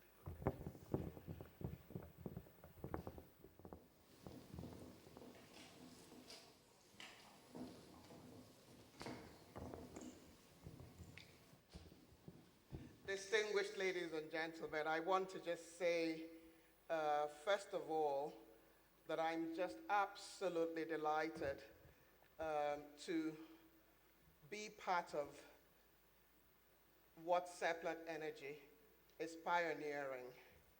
I want to thank all of you who are online, and I also want to thank all of you who are in person here in Abuja. And permit me to ask you to give yourselves a round of applause, because mine wouldn't be loud enough. Thank you.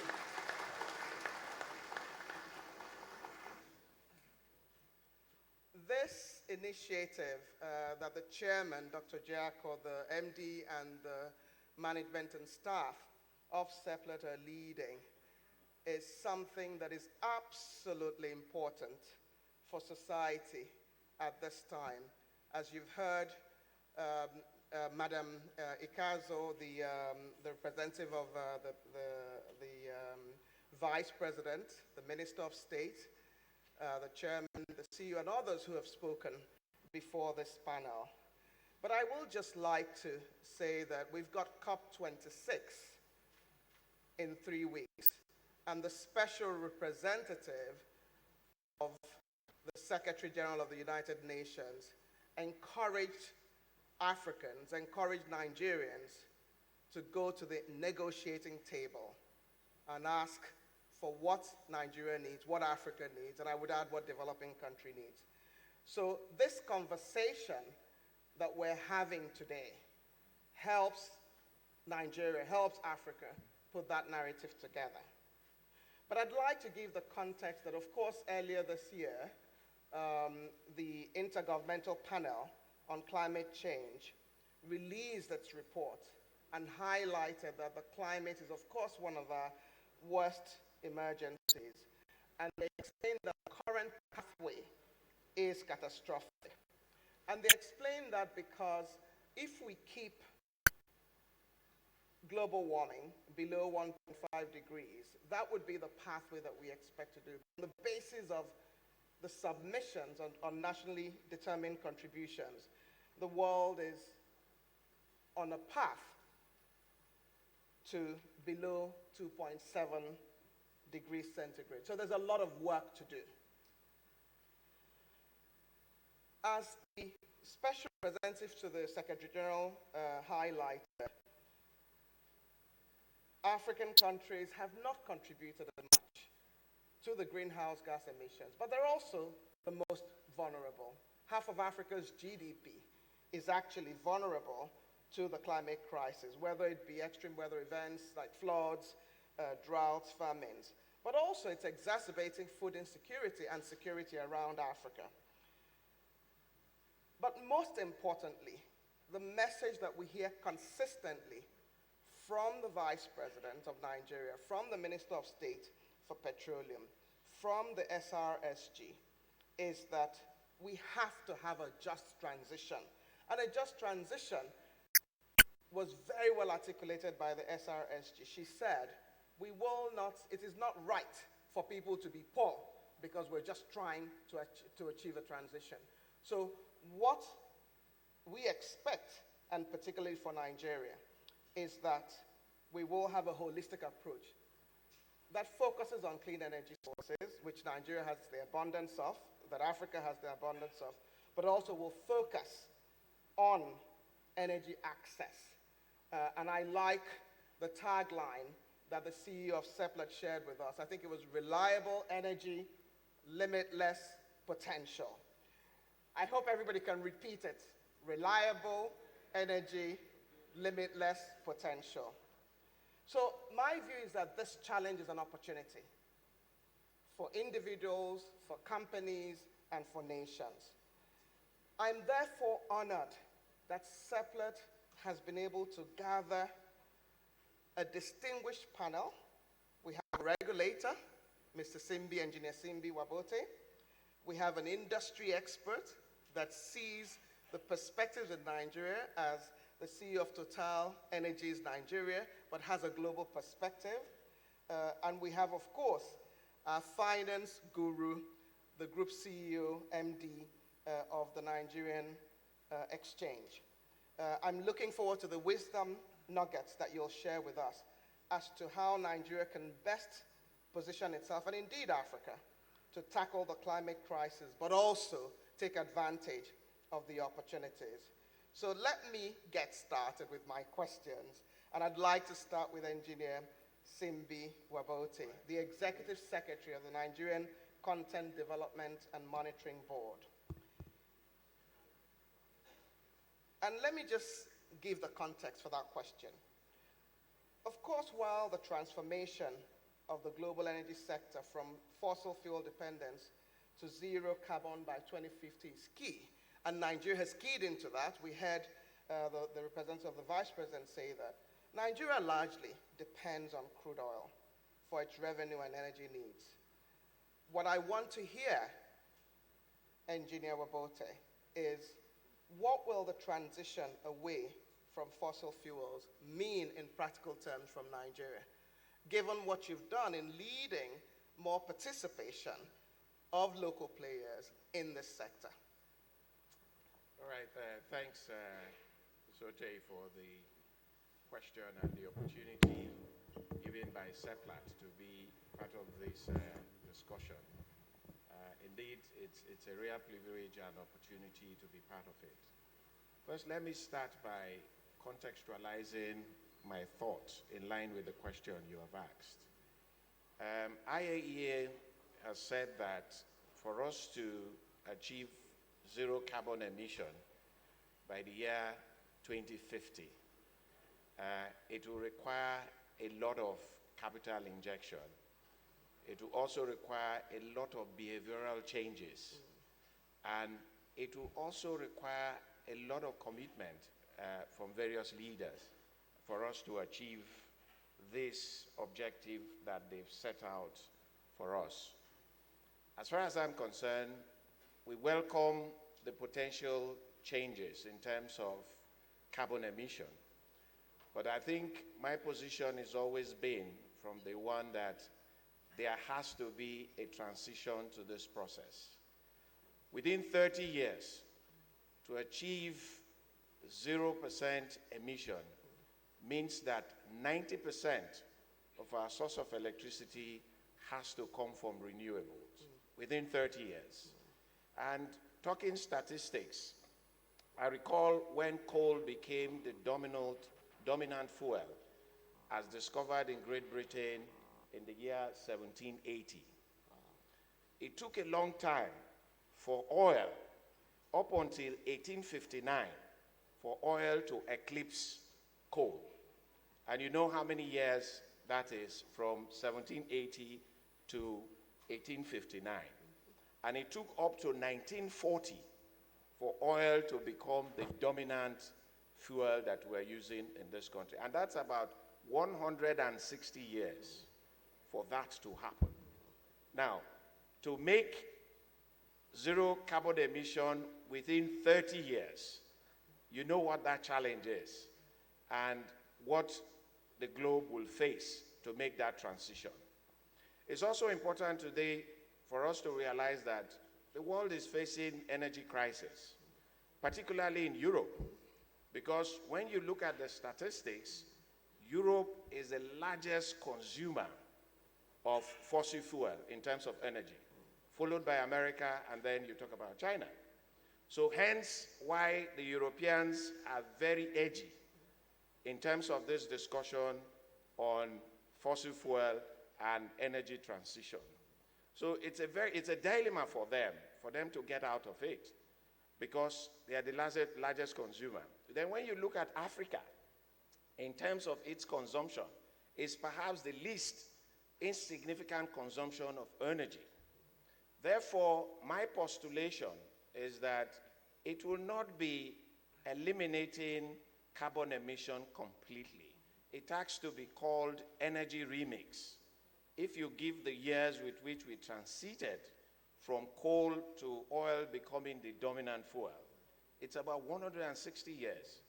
And today, Nigeria is very rich in gas, if I bring it back home. And if we want to transit successfully as a country, then we must transit our destination fuel, as said by the Minister of Science and Technology, should be gas. But this cannot happen if we sit down and continue to have the conversation without doing something. Because when it went from coal to oil, we did nothing, and we were forced to follow the oil trajectory. Now, if it moves from oil to renewable, we will also be pushed to focus on renewable and abandon our natural God-given resources.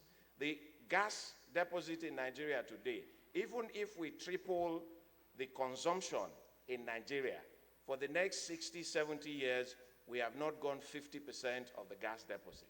Oh, wow.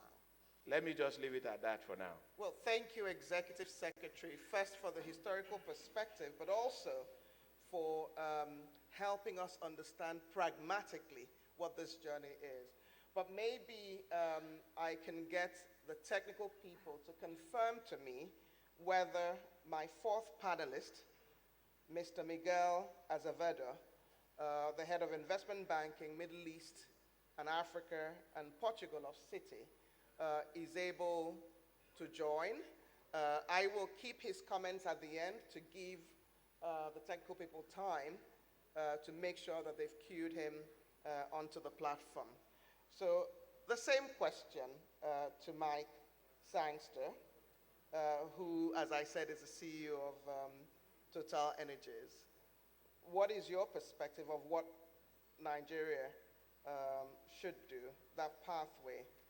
What does it mean for Nigeria from fossil fuels? Yeah, good morning everyone, and thanks very much to the chairman and the CEO for the opportunity to be here today.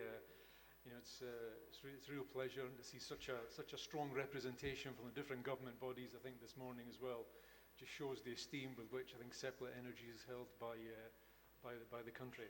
I think your microphone needs to be either up or closer. Yes. Yeah, is that better? Yes. Yeah. So I think if you just take a step back and think about the energy transition or think about net zero, and I think it's important to say it's net zero. And I think, you know, one of the previous guests, Mrs.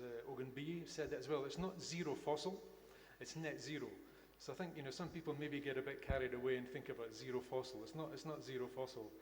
You know, and if you look at the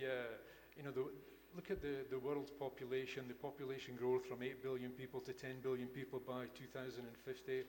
Look at the number of people today that don't have access to energy, maybe 1 billion people, and you look at economic growth coming up over the next, 30, 40 years. I mean, clearly, the world needs more energy. It needs more energy, but that energy needs to be cleaner, I think is the key.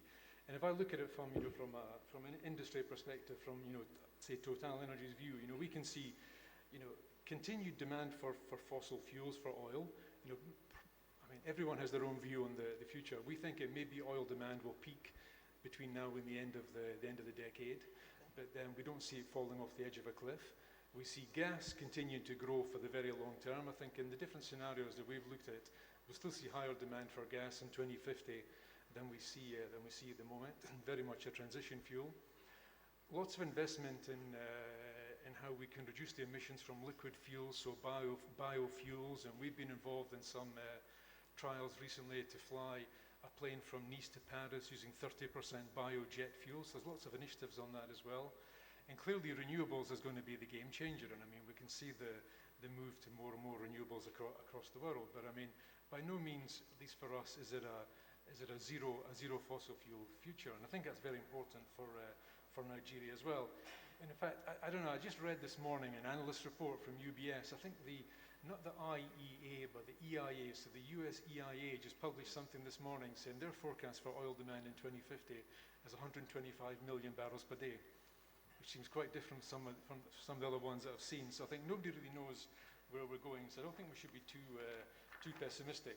You know, and within Total, we tried to develop a couple of scenarios for the energy mix between now and 2050. You know, one we call momentum, which is trying to model what we believe are the commitments that all the different countries and industries have made. And so by 2050, that gives us, again, an estimate of temperature increase between 2.2 and 2.4 degrees, so not very far from, I think, what you said during the introduction. And there we see oil demand being roughly in 2050 half of where it is today. But we still see gas demand, you know, increasing. And then one which we call rupture, which was really a kind of almost a goal-seek type exercise, that if you want to get to the 1.5 to 1.7, what do you need to happen to deliver that? And there, for example, we see oil being, I think, about a third as much in 2050 as it is today. But again, we see gas continuing to grow as that transition. And I think as Engineer Simbi said, clearly Nigeria, you know, is very well endowed with lots of gas resources. And I mean, we've heard from the President, from the Minister of State, about the need to develop the gas resources in Nigeria. So I think, as an organization, you know, we think we need to continue to develop, you know, fossil fuels. And I think, you know, what you said about Europe, I mean, is true. I mean, it's a major crisis in Europe today. And you can see that if you don't invest in energy at the moment, I mean, the demand has come back and all of a sudden the supply is not there. But it needs to be cleaner. So I mean, I think our philosophy is that you need more energy, but you need cleaner energy. And that goes for fossil fuels as well. So we spend a lot of time trying to reduce the emissions of our own activities, and obviously investing in renewables. And I really believe that, you know, Nigeria's got a great opportunity to continue to develop oil. Needs to be quick. Let's not wait forever to develop the resources. And likewise, let's make use of the gas that we have in Nigeria as well, for local consumption, for export, to really get the benefit from those natural resources. Well, thank you. And a number of messages that you've shared with us. It's not zero fossil fuel, it's net zero and decarbonization, but also another practical set of examples of how we think about this. And I'm very proud of, and Seplat, permit me, since you invited Total Energies, of this idea of having a scenario planning that Total Energies has been promoting. I'm looking forward to asking you a bit about what you're doing in Renewable, because I think there's a lot of very interesting things that you will share. To the GMD of the Nigerian Exchange Group, I was listening to the Executive Secretary, listening to the CEO of Total Energy, and all I could think was money. There's just lots of money that's needed. If you're going to take advantage of the technologies, if you're going to innovate. And so I'd like to hear your perspective on this first question of what the energy transition will mean for Nigeria, given our past of being fossil fuel dependent. Thank you very much, Ms. Ote. Good morning, distinguished ladies and gentlemen. And let me start by thanking Seplat Energy for inviting me to participate in the discussions today. My fellow panelists have painted a picture. You need time to make the transition. You need resources. I'll throw out one statistic. The Power Ministry said we need about $400 billion in order to power 25 million households in Nigeria within that time period, 30 years. $400 billion. And we're talking about just power, right? A lot of the speakers here have talked about other uses of energy. So we're talking massive amounts of money. And if you're going to achieve it, you need financing. And I guess that is why I was invited to this panel. The Nigerian capital markets, while very deep and liquid, is not going to be able to do that financing by itself. So we need to come up with really very innovative ways to achieve that kind of financing. One of them is through partnerships. The Nigerian Stock Exchange has worked actively with Seplat Energy over the years. We're very glad that they raised capital on our platform on the debt side and on the equity side in partnership with the London Stock Exchange Group. That shows the kind of partnership that can be achieved to raise capital, tapping into global financing streams. If you look at 2020, about $750 billion was raised for sustainability, social, and green bonds. And this year it is estimated to be about $1 trillion. So there are funds out there that are targeted to these types of investments, and we just need to tap into them. And that is why the Nigerian Exchange platform under the Nigerian Exchange Group partnered with the Luxembourg Stock Exchange to jointly list green bonds. The Luxembourg Stock Exchange is the largest platform for green bonds in the world. And the idea is to allow corporates from Nigeria that are looking to raise capital, clean capital, to actually access global flows. And already it is yielding fruits. The Access Bank raised funding on platforms, and the Nigerian government has also partnered with us to raise green bonds. The first certified sovereign green bond was done on our platform by the Nigerian government. And they've already done two. They're preparing to do the third one. So these are just examples of the kind of innovative thinking that we need to do to finance this type of deep capital that is required. Thank you. So I hear $400 billion is what we need to think about. So first, well done on the great work you and your team are doing to make sure that our exchange, the Nigerian Exchange Group, is one that is one of the preferred destinations. But I like your point around partnerships. And you've given some specific examples of how you're delivering on those partnerships. And your point around that if we're innovative also about finance, we can also get new resources. I will add to your statistics about the green bond market this year to say that there's about $40 trillion of ESG-related assets globally, and that's triple what it was in 2019. So there is a real opportunity that you're telling us, but we must make sure we position ourselves to take advantage of it. I was being more, taking a bit more time, hoping that the technical people, and I can see my fourth panelist behind me, Mr. Miguel Azevedo, as I said, is the head of investment banking for Middle East and Africa and Portugal at Citi.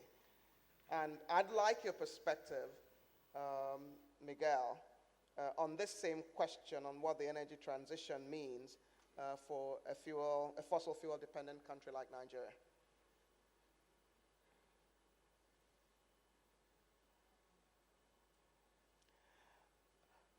Miguel, I hope you're muted on your side and that the technical people on our side, because what I thought would happen is that you will be the face on the screen and not myself, and we can't hear you here. Maybe our 3,000 participants online are hearing you, but those of us in person in Abuja, we're not hearing you yet. I am not muted. Fantastic, we can hear you. I'm happy. Very good, very good. So thank you very much for the opportunity, Aruma. Very nice to see you. And I would just say three brief comments on this question. One is this is a bit of a blessing in disguise, I think, because it will allow to change the energy model of the country, which has been very oil-driven.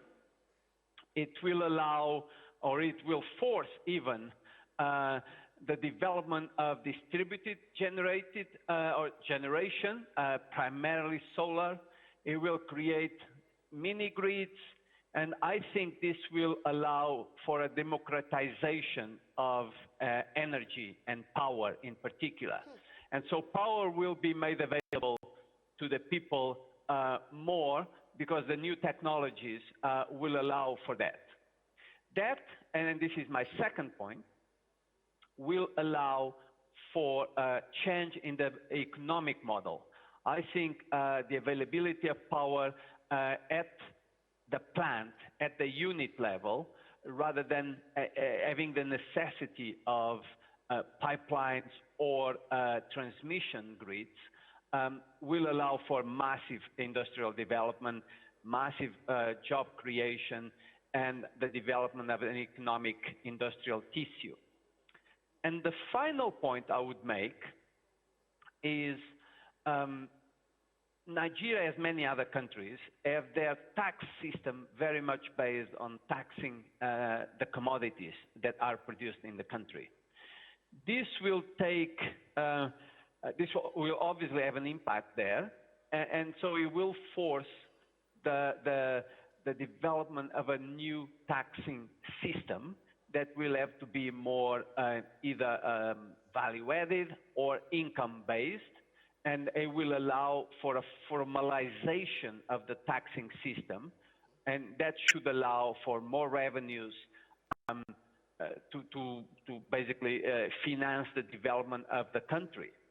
It will also create stronger accountability of governments before the people, because the people will be paying the taxes. And generally speaking, and building on previous examples, this should also lead to an improvement in the political model. So energy, economic, and political model will be seriously impacted by this energy transition. Thank you so much, Mr. Azevedo, for these additional points. I like your point around it's a blessing in disguise, and it's a win on the economic side, it's a win on the political side. It also enables inclusive growth. So it's a real opportunity for Nigeria as a nation and for Nigerians. Thank you so much for those perspectives. I'd like to go back to you, Engineer Simbi Wabote. You have played, and your organization, the National Content Development and Monitoring Board, has played an important role in building local content, supporting local players. And I know, given what people have done in the past, that you already have a plan for local players in the energy transition. So I'd like to share a bit more about that. What are you planning to do to inspire and encourage local players to diversify their businesses in line with these new realities? I'm already seeing a lot of renewable energy companies and mini-grids, but it'd be lovely to just hear your inspiration, especially given what you told us we need to do and achieve between now and 2050. Yeah, thanks a lot. I think for us in the Local Content Board, if you look at our vision, which is to act as a catalyst for the industrialization of the oil and gas sector, we've already keyed in to the energy transition discussion, and we've been acting as that catalyst, and we've been involved in a lot of investments that clearly are projecting the decade of gas discussion. 70% of the investment we've thrown in so far is in the gas sector. We have investment with companies to build LPG terminals. We have investment where we own equity in order to catalyze it, also to manufacture composite cylinder LPG, composite cylinders in country. We have investment in the distribution and the penetration of LPG utilization in the country. Today, we are spearheading the penetration of LPG in about 10 northern states. And as a matter of fact, this month we are supposed to commission one of those projects in Katsina State. Because when you look at the north itself, and part of the challenges we are having with climate change, it's all about deforestation for us. That's why for us, the solution should be homegrown. So if, for instance, if you move towards the north, for every 10 trucks you see on the road, 4 of them are laden with firewood, where they're cutting, hewing trees in order to produce energy. So for us, we saw that and we said there is need to invest in it in order to calm that situation. So we're heavily involved in that. And most importantly for us, again, is research and development. I sincerely believe that if, as a country, we do not come up with innovative solutions, just like Seplat has said, one of their values is innovation. If we don't on our own come up with innovative solutions to transit in this energy, they will dictate to us what to do.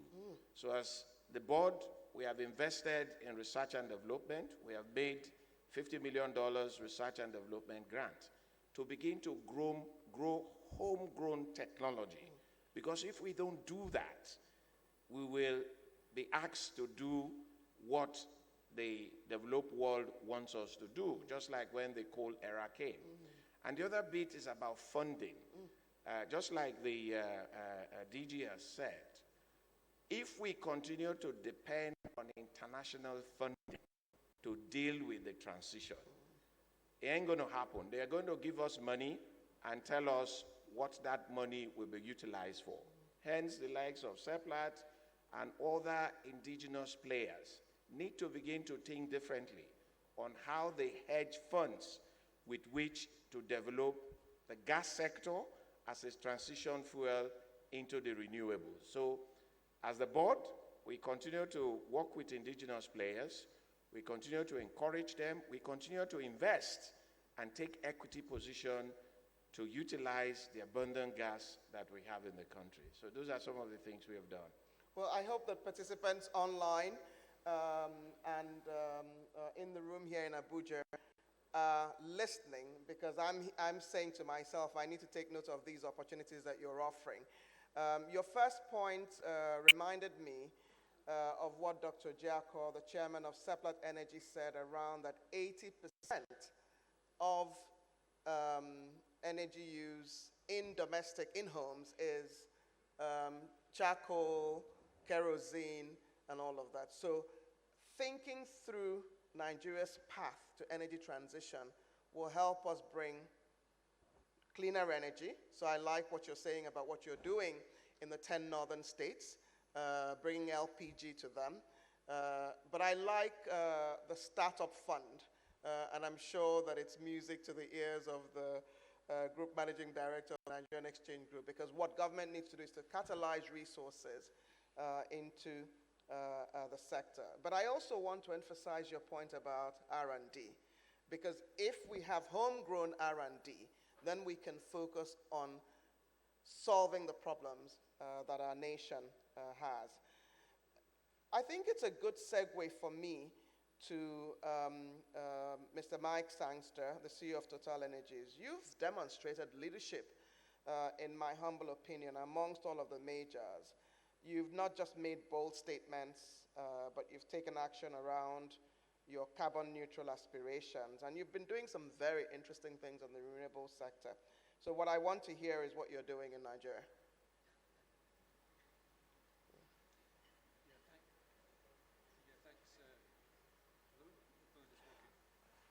Sorry, is it possible to either... Yeah, I think it's okay now. Yeah. It's fine, thank you. Yeah, I mean, thanks very much for that. Yeah, certainly the company, I mean, has been very focused on being part of the solution to the energy transition, rather than, let's say, being left behind. And obviously, a bit like we've seen from Seplat, we've changed our name from Total to Total Energies, with an S, emphasizing the move from, say, purely, let's say, oil and gas company to a broad energy company. And we've fixed some very ambitious targets as well in terms of, being net zero by 2050 for our operations and for all of our product sales. And again, it's a big impact on the company. And I agree with what my colleague said about the need for investment in renewables. I mean, just to put a couple of things in perspective, I was at a meeting in our head office a few weeks ago, and when you look at the capital cost needed to develop the same energy equivalent, let's say from solar, as you need from oil and gas, then the upfront capital is about twice as much in terms of the actual energy equivalent outputs. I mean, we shouldn't think that renewables are cheap or inexpensive. They're much cheaper to run in terms of the operating costs, but the capital you need up front is very high. And certainly within Total, we spend about $13 to $15 billion a year globally in capex. We need about half of that to maintain our existing business, half of that to grow our business. And of that half that's growth, roughly half of it's going to be in LNG or in gas, and half of it's going to be in renewables to try and develop that business. And I think at the moment we have something like within our portfolio 35 gigawatts of renewables capacity, which will be in production by 2025, with a very ambitious target to getting to 100 gigawatts of capacity by 2030. So I mean, there's a lot of investment needed there. Now, but I say it's not just about that for us, it's also about reducing the impact of our oil and gas operations, and we take a lot of time. When I go to present any investment project or budgets or plans, I always talk about safety first, and now, and to be honest, it's quite recent, now we always talk about carbon emissions a second. So any project in Nigeria, anywhere else in the world, we monitor very closely all of our carbon emissions, and we will come up with very firm plans as to how we're going to reduce our carbon emissions. Things like one of our offshore fields, we still have some flaring on it. We're going to invest within NPC to eliminate completely flaring by 2024. And on renewables, I mean, honestly, we have looked at a few renewable projects in Nigeria over the past few years, but we haven't found one yet that we're able to actually go ahead and pull the trigger on. And I think one of the challenges that we found on that was typically for a renewables project, you have a lot of upfront capex and kind of low running costs, and you have a 10-15 year power purchase agreement.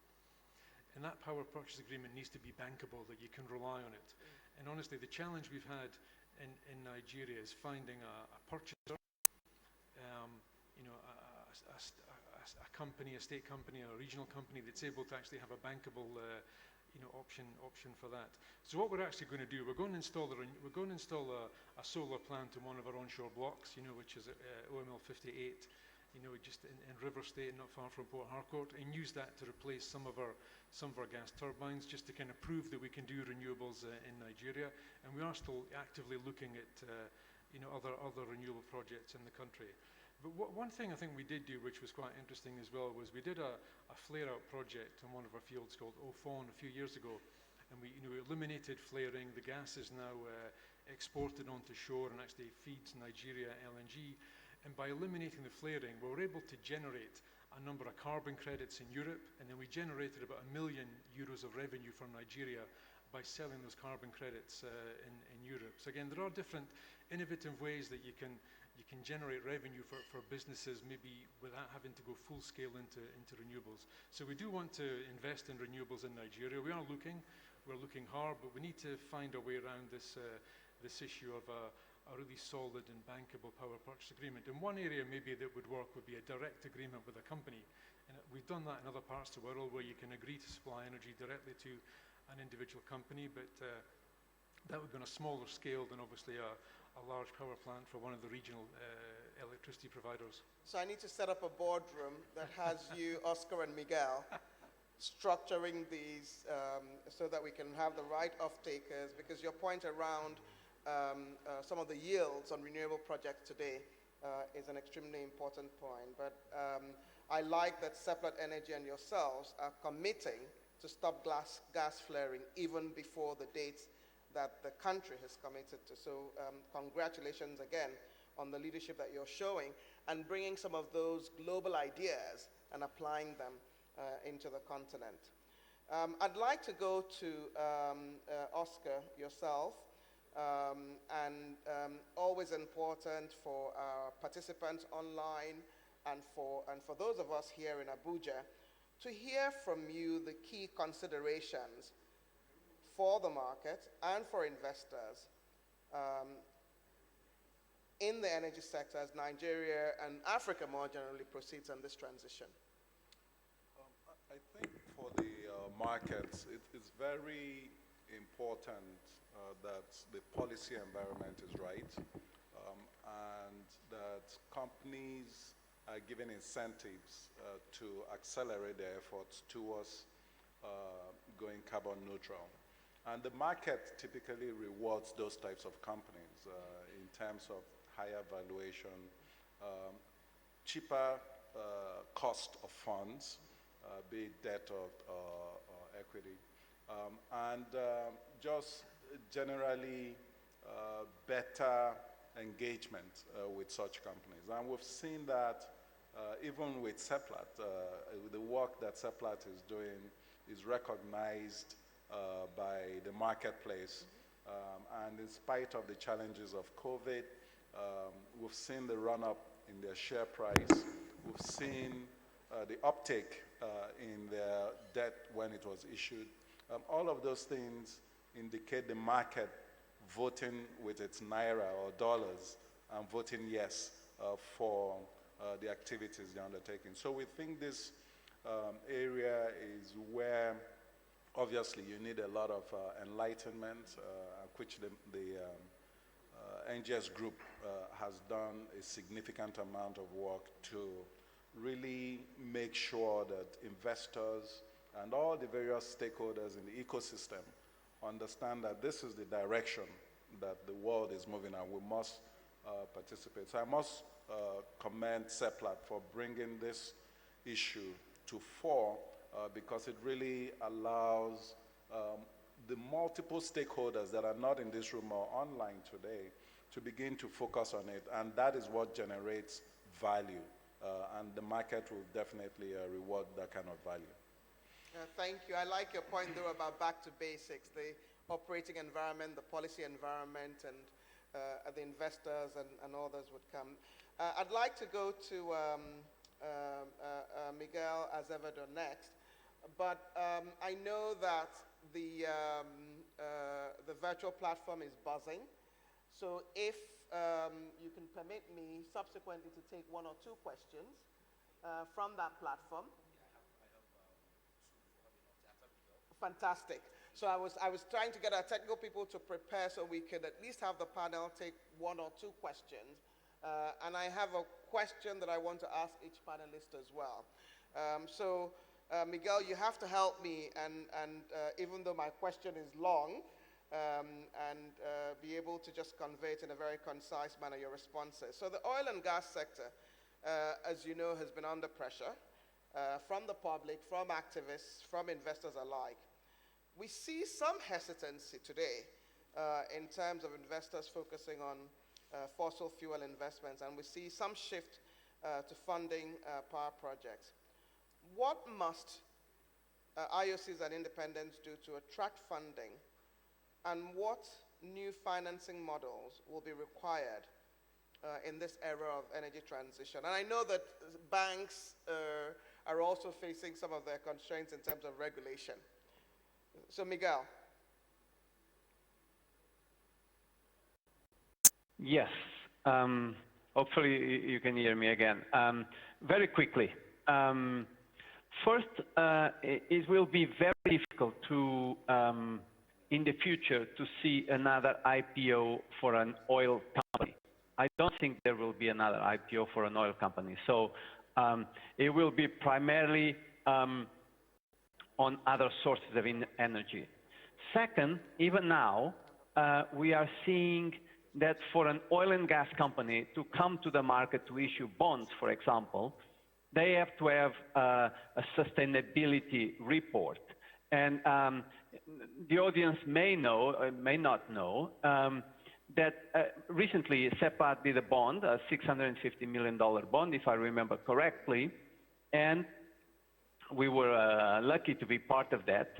And the sustainability rating of Seplat was absolutely critical. And once again, it was quite a pioneering thing in Africa. And we saw investors saying, I will invest less at a higher interest rate if the ESG rating is lower.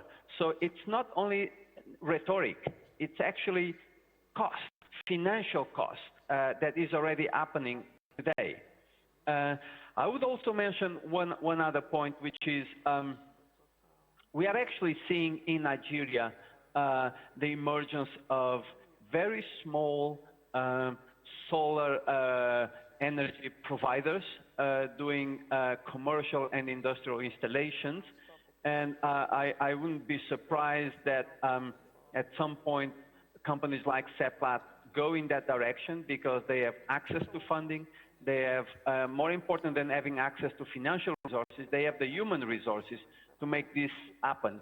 So I think we will see a lot more there.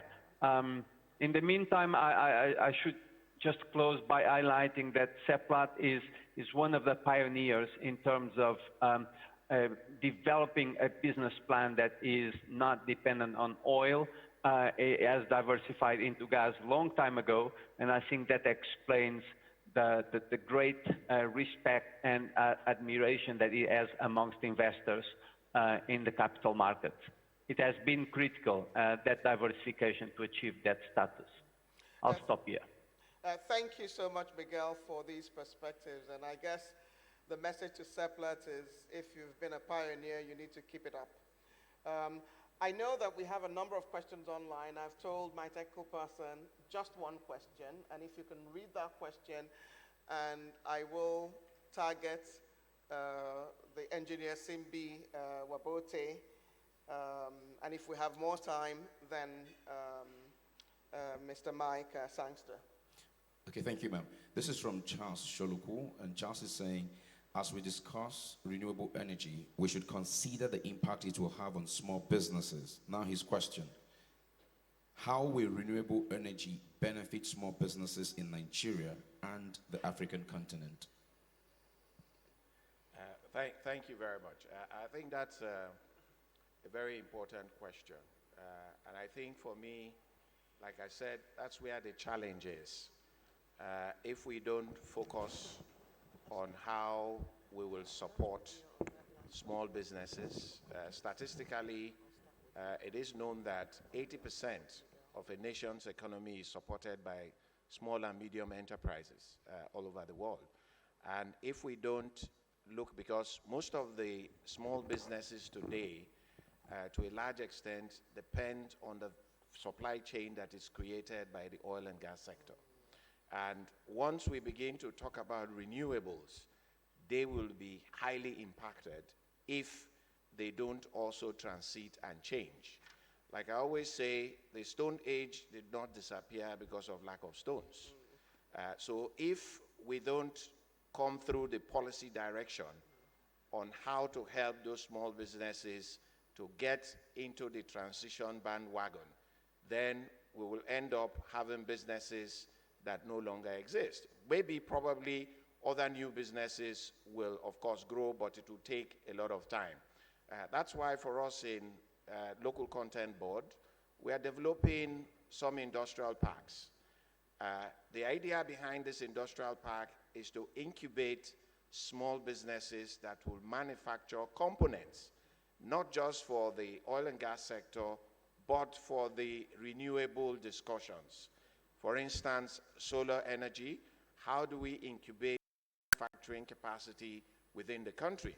Today, 2 of those parks are almost 80% complete. By next year, we are going to commission them, one in Bayelsa, one in Cross River State. The main objective is to incubate renewable energy companies that will begin to manufacture through the policy thrust, like Oyema has said, where we create incentives for these businesses. For instance, the energy park is going to be self-sufficient in terms of gas power. Today, part of what we are doing in NCDMB, our headquarters building in Bayelsa State is 100% powered by gas.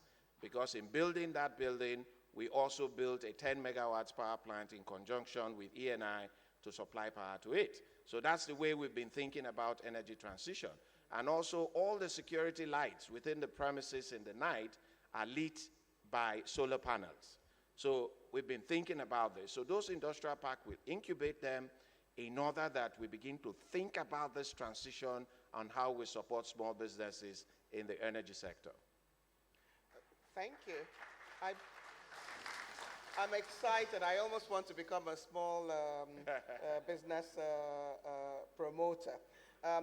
We're almost at the end of our time, and I think I'm going to get like 2 minutes, because I do want each of my participants to kind of just share one quick sentence, and maybe Mr. Onyema, I'll start with you, then go to Mr. Azevedo, and then Mr. Mike Sangster, and then our Executive Secretary. What is your message to those who are going to be representing Nigeria and Africa at the COP26 conversations in 3 weeks? So as we discuss at COP26, the Nigerian delegation must bear in mind that as they make commitments under the nationally determined contributions, they must think through how we're going to finance our contributions towards whatever targets they commit to. Thank you. Miguel. While we're waiting for Miguel, okay, Miguel is ready.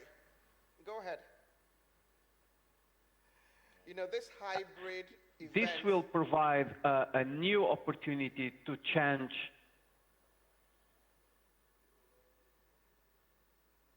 Hello? Please go ahead. I was just beginning to say that the complexity of net zero is the same complexity we're seeing today of a hybrid event. We so need please go ahead. technology transition.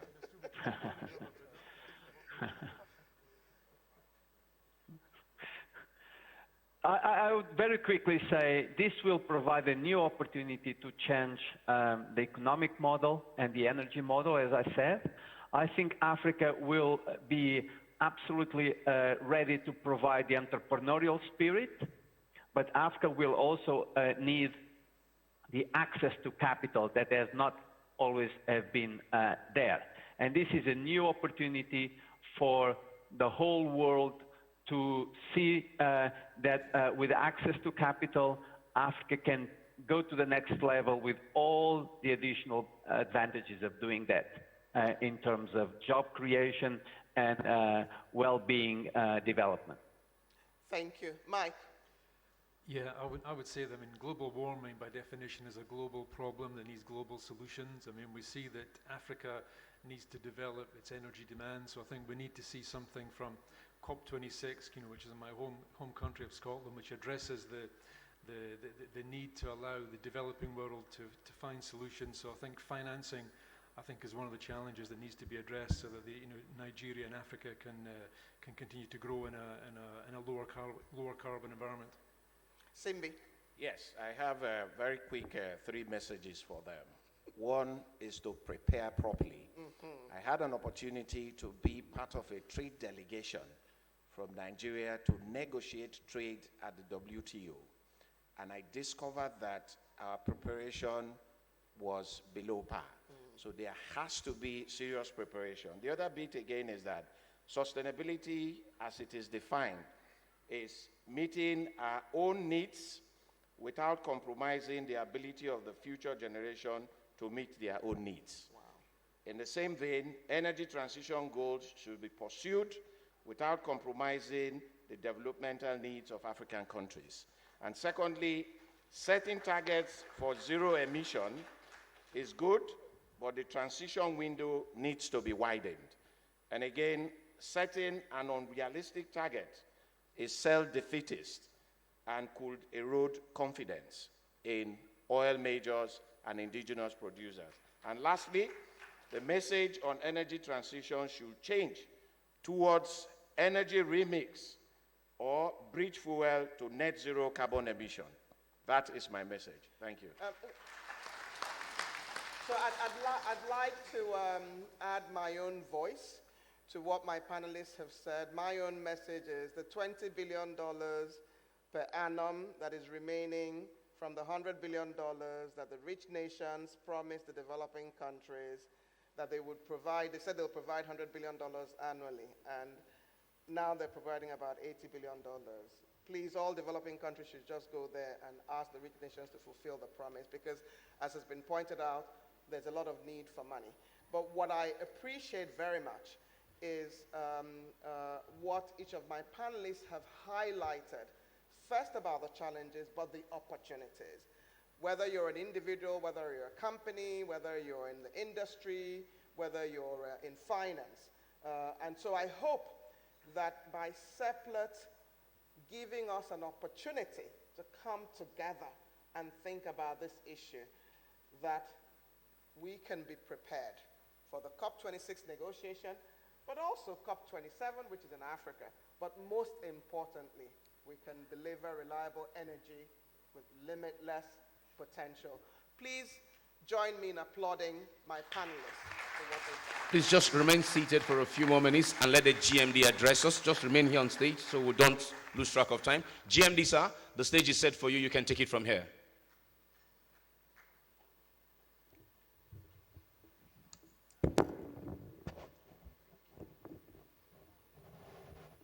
Can't blame technology all the time, and fortunately it happened. And this surely is a very important engagement that's going on. First of all, energy transition is the lead conversation globally around what happens to fossil fuel. It's literally not around fossil fuel. That's the common mistake that we see all over the world.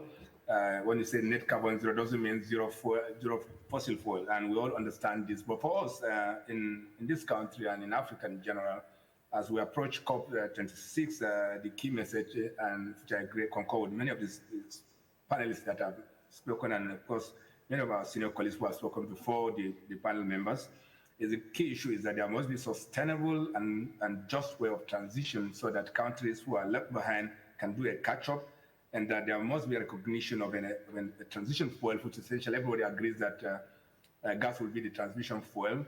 And for us in this country, we must take the next practical step to close this energy gap, the energy security gap that we clearly have in our country today. And we can anchor that around the gas resources that we have. We're already doing a lot of work around this, getting the infrastructure right in place, aligning our partners, and also getting the investing community to recognize that this is the market here, this is the safe way to exit the situation that we're facing. And ultimately, for us as a national oil company, we have one key role, which is to bring everybody on the table to see how we can take advantage of the energy transition opportunities that will surely come up. And even in the liquids, it doesn't mean zero liquids, as Mike had said clearly. There are forecasts that is showing that even in 50 years' time to come, you still have up to 100 million barrels a day of potential liquids consumption in the world. So we are not out of the oil age, surely not within those short time frame that we see globally that is being spoken around. But for us, what do we do about it? The use of fossil fuel must change so that it comes to a much more friendly and much more climate-friendly mechanism put in place. We will go to COP26 as a country. Honorable Minister, you're leading us. And as we go for that meeting, the key issue is that how do we move, just in a very just manner, in a transition that will work for everybody in a way that the world will support us in this part of the world, particularly in sub-Saharan African countries, to move in a manner that is just and possible to deliver. We're not giving up on many of the things that we need to do. First of all, bringing new use for gas in our country, auto gas projects, and declaring this year, the next decade as a decade of gas, which means that we focus more attention on gas monetization, gas utilization, bringing up gas-based industries, creating very many other opportunities for utilizing LPG and other sources of energy that are clearly not within the liquids framework. So I'm very grateful for the opportunity to speak to this very informed audience. We're here to support any initiative of this nature to ensure that everybody is aligned, everybody sees the challenges and the opportunities that are here. And lastly, Chairman of Seplat and all the team, I'm very grateful for the opportunity to speak to all of you. Thank you very much. Thank you very much. So, ma'am, gentlemen, if you can now please take your seat. Let's give them a resounding applause. Wonderful session we've had. So we'll just take a quick group photograph. Chairman, you want to come join them on this one? That would be nice. Please do. Please do, Chairman. Now, Lerato, I'm building it back to you now. We are ready for your next session. I hear your speaker is ready. Oh, CEO, sir, please. Please, please, please, please. Lerato, that is picture. As Lerato is taking over, you can give yourself just to stretch your legs, stand. Don't move from your chair, just stand. Move your hand, your legs a bit, and then take back your seat after a minute. Let's do that. Let's do that. We've been sitting for too long. Just stand a bit. Just stand a bit. We've been sitting for too long. Just stand a bit. Just stretch your legs a bit. Stretch your hands. You know, just do a bit of a stretch. We have a minute or two. Just do that. Just do that. It's a stretch break. It's a stretch break. It's a stretch break. Thank you. Yes, just do that. Do that. Lerato, I'm still waiting to hear your voice. Just do that. It's a stretch break. I love what the woman from the United Nations, Ms. Ogunbiyi, said. When we're talking zero emissions, it is not zero fossil. Fossil will always be there. We're looking for ways to make it cleaner and safe as much as we can and use the environment sustainably, that the next generation would also have an environment to use. Okay, just a bit of stretching of legs and hands. If you're okay with your stretch, you can please take your seat again. If you're okay with your stretch, you can please take your seat again. Otherwise, if you want to stand a bit more, it's okay to do that. It's advisable not to sit for too long over a stretched period of time. We thank you so far. Please, one more time, give them a round of applause, this session that just ended. I want to thank all of you who have asked questions online and in the room. We assure you that the questions you have asked, though we may not have enough time to take on all of them in the room, I assure you that Seplat will look at them and carry them on as necessary in planning for future events or even in advising industry and enabling their own business.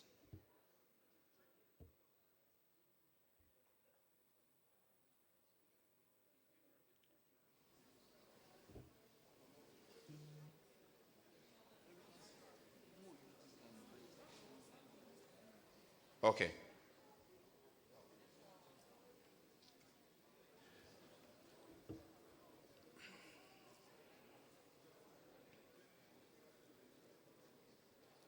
One fact of this conversation around the Stone Age or not, much as the Stone Age is way, thousands of way behind us, stones are still used into this world. Stones are still used to build. So in the future,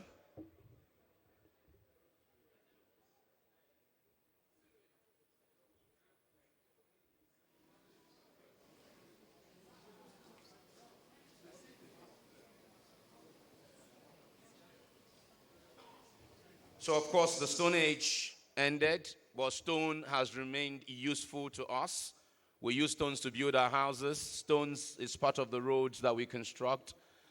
So stones have remained useful, may not have been as useful as it was back then. We also shifted from the coal era. Coal has remained useful even in today. As at last count of 2019-2020, the US still uses about 500 million tons of coal to generate power. And as I was saying at the very beginning, the time did not let me to,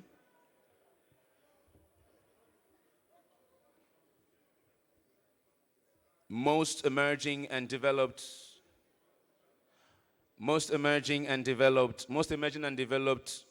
economies still rely heavily on fossil fuel. Lerato, are you standing by? Can I hear you, Lerato?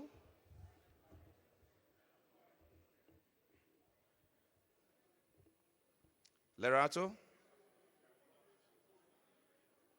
Okay, I can hear you. Awesome, fantastic. I can hear you, I can hear you, I can hear you, I can hear you, I can hear you, I can hear you. Thank you, Lerato. I mean, it was a wonderful session you had with Ms. Ogunbiyi earlier, and I'm looking forward to your conversations with Dr. Yegin, who is a Pulitzer Prize winning author and energy commentator. I hear he's done an extensive work on renewable energies and things. I'm looking forward to the questions you would ask him. But Lerato, for me, if some of these countries are still using coal to generate power. I'm asking you, this is between me and you now. Don't you think, or do you think Africa is paying a big price in getting to discuss all these things around the COP23, 26, and what we can do to reduce our greenhouse gas? Are we paying too much of a price, Lerato? Well, it depends on whether you're talking about a price economically. And I can tell you that renewable energies have now reduced significantly in the cost of production per kilowatt hour. So depending on what kind of energy you're talking about, wind and solar, it's become significantly cheaper to produce it. And my house has solar heating, and it's cheaper than paying the national utility. So I think for me, it's more cost effective moving the renewable way. But if it's another kind of price, I have sinusitis. I don't know about you. And quite frankly, I don't like sneezing every morning when I wake up simply because the air around me is not filtered properly and is polluted. So it is a high price to pay to not think about the health risks and certainly the financial costs of going the greener environmental way. But you know what? Each to his own. More than anything else, economies need to grow, people need jobs, and we need to find the quickest and the most cost-effective way of doing it. And so I think what was said earlier on is we don't dispense of fossil fuels. We can find a parallel strategy of the cleaner energy along with the conventional, traditional forms of doing it until Africa can transition. And I think that's what the conference is all about. Okay, so I hear you. I hear you. Valid points you've made, and I agree with you. But also, someone said recently, I think it was Dr. Anas Alhaji, I would remember which of the Energy Outlook Advisory he runs somewhere out of the US. Recently he said, energy is political football. That is how it's being played these days. It's not clear-cut science as they claim. What do you make of that school of thought? You know what? I'm not a politician, neither am I an energy expert. I'm a journalist who just reads up on the subject matter, and I'm a citizen of a continent that I love, and all I know is that I don't want to pay exponentially for energy. That's the first thing. And secondly, I don't want to be sick because of dirty air around me. And thirdly, I don't want to see my compatriots, and certainly a younger generation, out of jobs because the economy isn't growing. So however the experts and policymakers in the room can come up with viable solutions, that's really what we need to be encouraging. Whether it's political football or not, play the game until we find the solution. Thank you so much, Lerato. Truly, I think there's a lot of appreciation for that brilliant response you have there. I love it. You know, for me, really and truly, if we can have access to funding to develop projects in this part, regardless of where the concerns are going, and we also are able to get into research and development and find out for ourselves the technology that would work in helping us making this fossil fuel cleaner, so that someone like you will not wake up in the morning and sneeze. Okay, will not wake up and sneeze because of allergies. We'll also want to do that. Amazing. So I hear your speaker is ready, Lerato. Now I'm going to keep quiet and yield the floor to you for your session. Take it away, sister. Thank you very much. And again, a great pleasure to be participating in this year's Seplat Energy Summit. Now, as we said earlier on, the world finds itself in the midst of an unprecedented health and economic crisis. Because of the national shutdowns we've seen from east to west, north to south, it's led to supply chain disruptions, and many exporters haven't recovered from that, as we know. Adding to this is the ubiquitous fall in the price of oil continuously since the year 2013. Now, for consumer nations such as we come from South Africa, that's good news when the oil price is low. But for oil-reliant economies that need it for revenues and royalties, such as where you are in Nigeria, this trend is not a great one. And so in this conversation, we need to make sense of what's happening in the world. Everything around the global markets, the financial markets, the oil markets, the energy market, but also what the COVID pandemic has done to disrupt the world and supply in general. And our next speaker is going to help to do that. He's going to show us where the opportunities lie in the midst of a crisis. His name is Daniel Yergin. He is, as was rightly said, a Pulitzer Prize-winning, best-selling author and energy expert. And in this conversation, he's going to be drawing insights from his latest book. It's titled The New Map, and he's going to help us understand what the future holds with the restructuring of energy politics and geopolitics in general. So, Daniel, it is the greatest pleasure to welcome you to the Seplat Energy Summit, and I really look forward to the lessons we're going to learn from the insights you're going to share. Welcome, sir. Thank you very much, Lorato. I'm very pleased to be part of this Seplat Energy Summit. I think it's very timely. Obviously, Seplat itself has laid it down a definition of the company and its objectives that fit with the overall themes of Africa, which are sustainable energy solutions for society and certainly for Nigeria. The conference, the summit, is obviously very timely. It comes on the heels of the new hydrocarbon law, just in advance of the Glasgow Climate Conference, the shifting role of international companies and the opportunity that creates for entrepreneurial domestic companies in Nigeria, and also aiming at addressing the energy needs of the peoples of Nigeria and Africa and the importance of energy development in their future. This is all part of, you've already pointed to it, to a new era. And what I'm going to talk about three things today. One of the big changes in what I call the new map involving energy and geopolitics. Secondly, I think we got to look at the energy crisis that's now unfolding in Europe and in China and in India, what it warns about inadequate investment in energy resources. And then going to what you were just talking about, a critical question as to whether there's going to be a new north-south divide on climate and energy between developed and developing countries. So we're in a new era, and I call this new era the new map. Full title of my book is The New Map, Energy, Climate, and the Clash of Nations, because energy and geopolitics comes together. And what led me to write the new map and to think about these themes were the big changes in the map, in the geography of energy, in trade flows of energy, obviously in climate policy, and in geopolitics in general, and geopolitics that affect energy. Just to cite some of the key changes, one the world has used to, but it's a really big change, the rise of U.S. shale. The U.S. went from a country that imported 60% of its oil to a country that exports oil. What a dramatic change in its position. It's now the world's largest producer of oil and gas. It has a big influence in terms of changing the nature of the global oil market. You used to think that there were the big two who dominated world oil, Russia and Saudi Arabia. Now there's the big three led by the United States. And it's had a lot of foreign policy consequences. Secondly, is the growth of LNG. And you look at the maps and that's changed relations among countries. And gas right now is very important. We've seen significant shift in geopolitics, which is relevant to Africa as a source of where foreign direct investment comes from. And that shift, which is a mega shift, is in the relationship between the United States and China. And it's very much on the table today.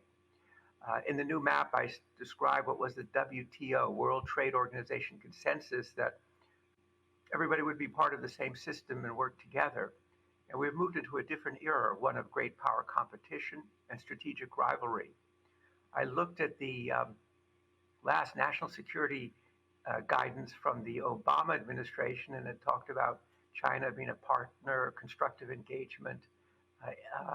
And then you look at what the Biden administration said in its first months, describing China as a strategic rival, as the only country that could kind of challenge the international order as it is now. There's a strong energy dimension to this that takes many forms, but many countries, and I hear this in Asia, I hear it in Africa, I hear it in Latin America, don't want to be caught in the middle between the United States and China, because China is such an important market, and yet there's such important relationship with the United States. We see this competition playing out in technology, in trade, in competitive finance, in the South China Sea, in military expenditure, and highly relevant to Africa is in funding, in China's Belt and Road versus the new Development Finance Corporation from the United States. One other big change I should just mention in general that affects Nigeria and the continent, the changes in the Middle East. As you all know, the Middle East was also dealing with a very bad jihadist challenge. It was pushed back. And now there's a focus in the key countries on diversifying how you maintain your position as a leading oil producer or gas producer. At the same time, how do you diversify your economy so you're more resilient to shocks that may occur in the market? And then we come to the big change around climate. And I divide the eras between two eras, before Paris and after Paris.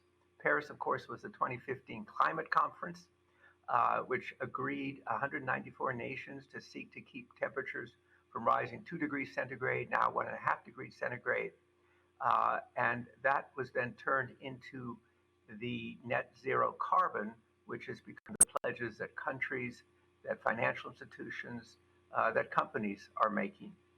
Well, now we're moving from the after Paris era to the very near last days, really, of the pre-Glasgow era, which is going to be the next UN conference. And as you all know, there's very intense politicking and diplomacy going on, great pressure being applied in the run-up. But this Glasgow will not have a single achievement because there was the agreement was Paris. The question is now implementation. I think one other thing that's really significant is this rapid movement to electric cars. People thought that the electric car died with Thomas Edison in the 1920s. In the new map, I describe a lunch that took place between Elon Musk, the famous Elon Musk, and a young technologist from Stanford University, in which the young technologist said to Elon Musk, convinced him that maybe you could do something with lithium-ion batteries in electric cars. And Musk said, well, that's interesting. I think I'm very interested in that. And a couple of years ago, Musk actually said if that lunch hadn't taken place, maybe there'd be no Tesla. Well, we've gone from that to most of the world's automakers now saying we're going to give up gasoline, petrol. We're going to be producing electric cars. General Motors says it wants all of its cars that it sells in 2035 to be electric. So that's a big change. And of course, that also affects the demand for oil. Although I think what people haven't looked at, well, what does that do for the demand for minerals? And what about the new supply chains? And I think the world hasn't really thought through that, something we're looking at closely. In our own view, by 2050, the world will go from we have about 1.4 billion cars in the world today. We'll be about 2 billion in 2050, and at least half of them will be electrics. All of this, Lorado, was, as you say, under the cloud of COVID, which has made many things more uncertain.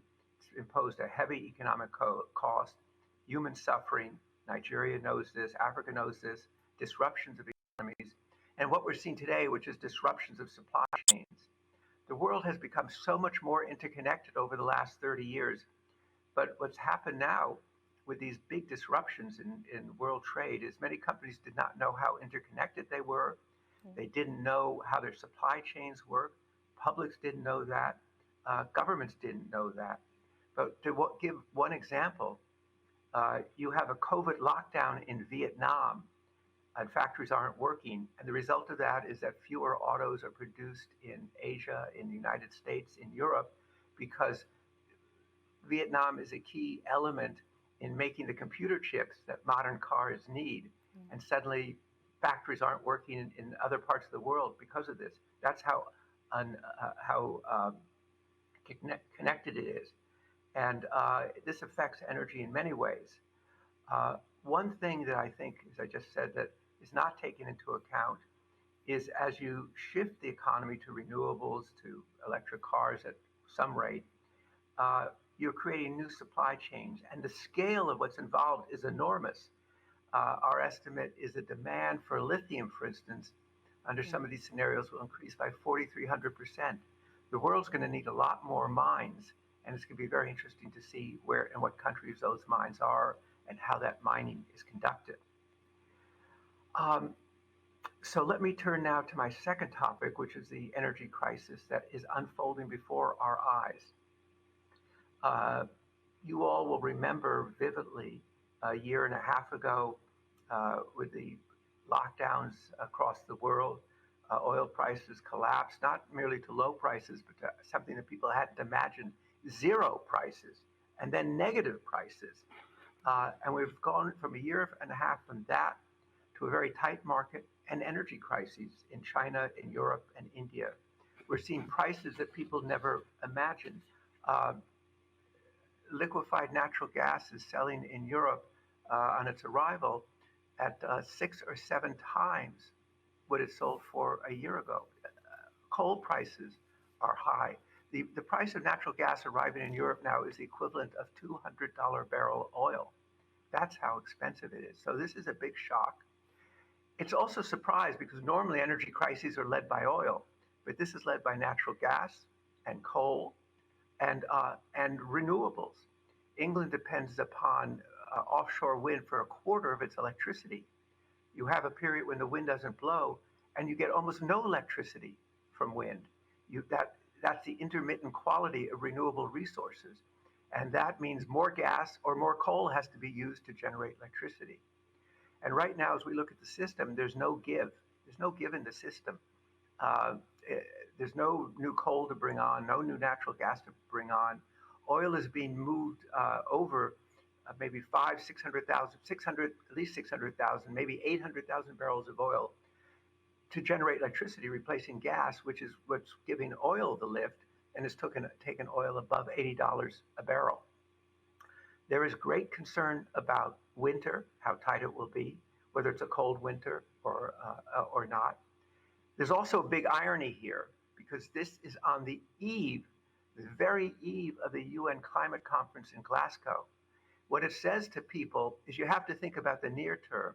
You have to think about 2021, 2022. You have to remember the scale and complexity of the energy systems. Boy, it's brought home in Britain, of all places, by the shortage of motor fuel that they have. Scale and time is something that sometimes gets lost in the rhetoric about climate change. This also raises fundamental questions about whether adequate investment is going into energy, and a mistake that I think some are making, which are they're confusing targets for 2030 with targets for 2050. 2030 is only 8 years away. It's hard to make changes and pressing too hard. And I know it leads to big questions about the availability of finance, which is very much on the minds of Nigeria.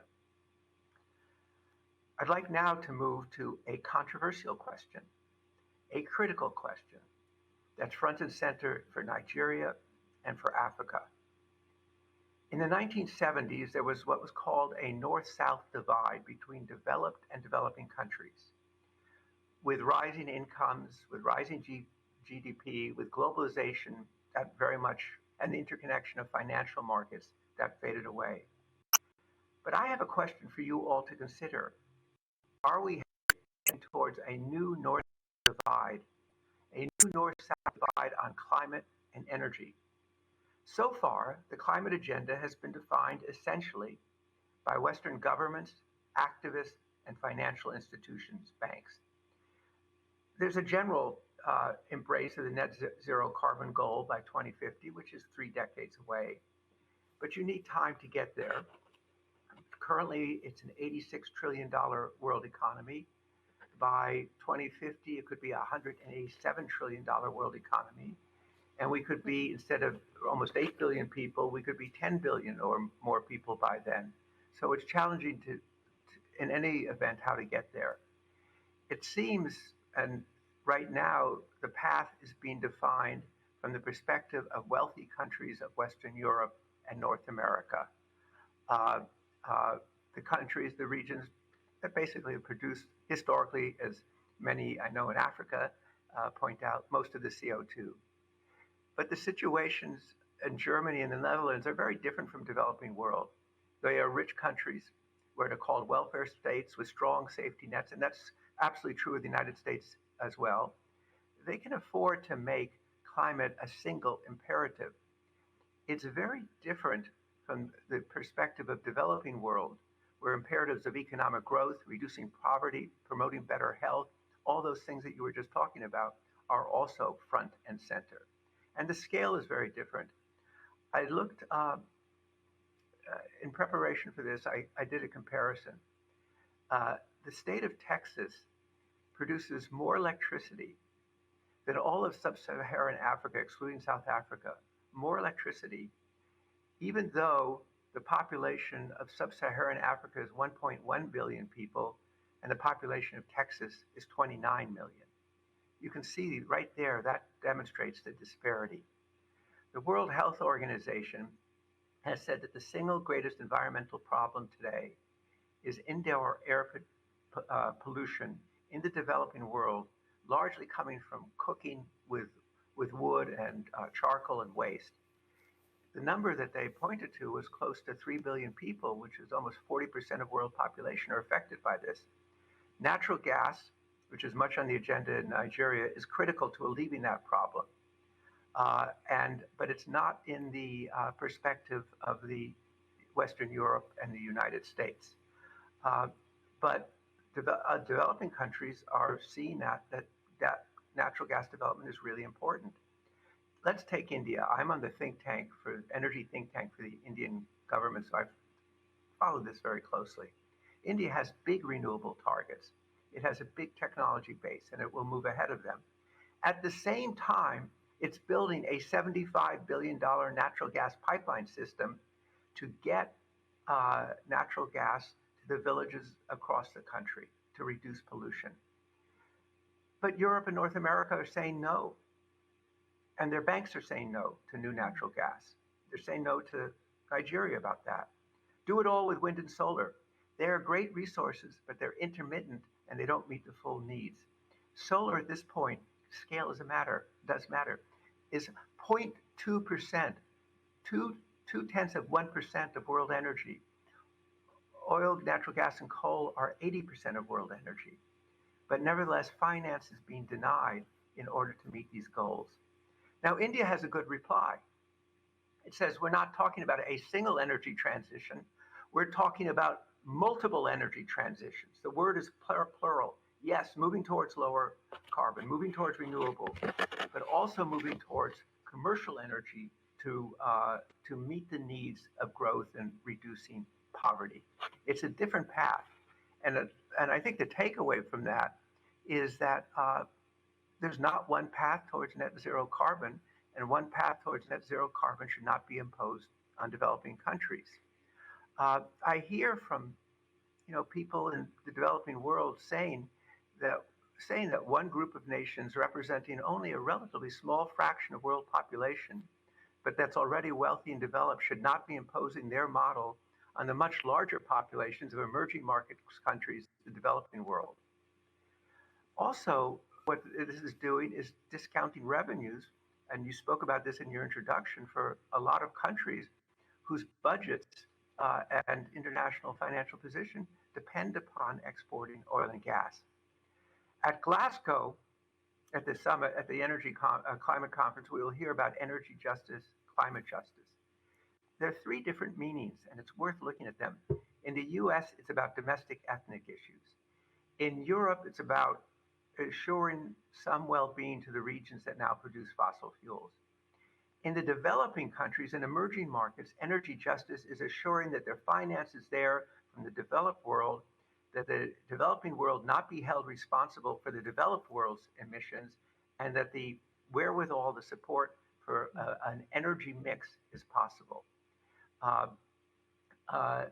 This particular issue of choking off finance, punishing companies, holding back countries for a single, because of the definitions as they now are of net zero carbon, and does not take into account the energy transitions that developing countries need. And denying them the revenues that they need is also makes things only more difficult. So I know that's a controversial point, but it's one that I thought really important to emphasize on the eve of Glasgow. So just in conclusion now, let's turn to what is the overall picture, at least as I see it in the new map and in our work at IHS Markit. World oil demand will continue to grow till around into the early 2030s probably. Natural gas will grow longer, but we'll have a more mixed energy system as we go forward. We'll still have oil and gas. It'll be an important part of the picture, but what will be their role? We've just done two very careful, detailed scenarios about the future, realistic scenarios, I should say, not just meant to be PowerPoint. One is called inflections, and in that, in 2050, the world is using about as much oil as it does today. In rules, one which is where it becomes tougher and policy much more aggressive, even in that very aggressive scenario, the world is still using 55 million barrels a day of oil, 55, 56, which is a little over half of what we're using today. But things are not static. Progress is being made. Great progress is being made in wind and solar. Huge efforts are going into battery storage to try and store intermittent energy.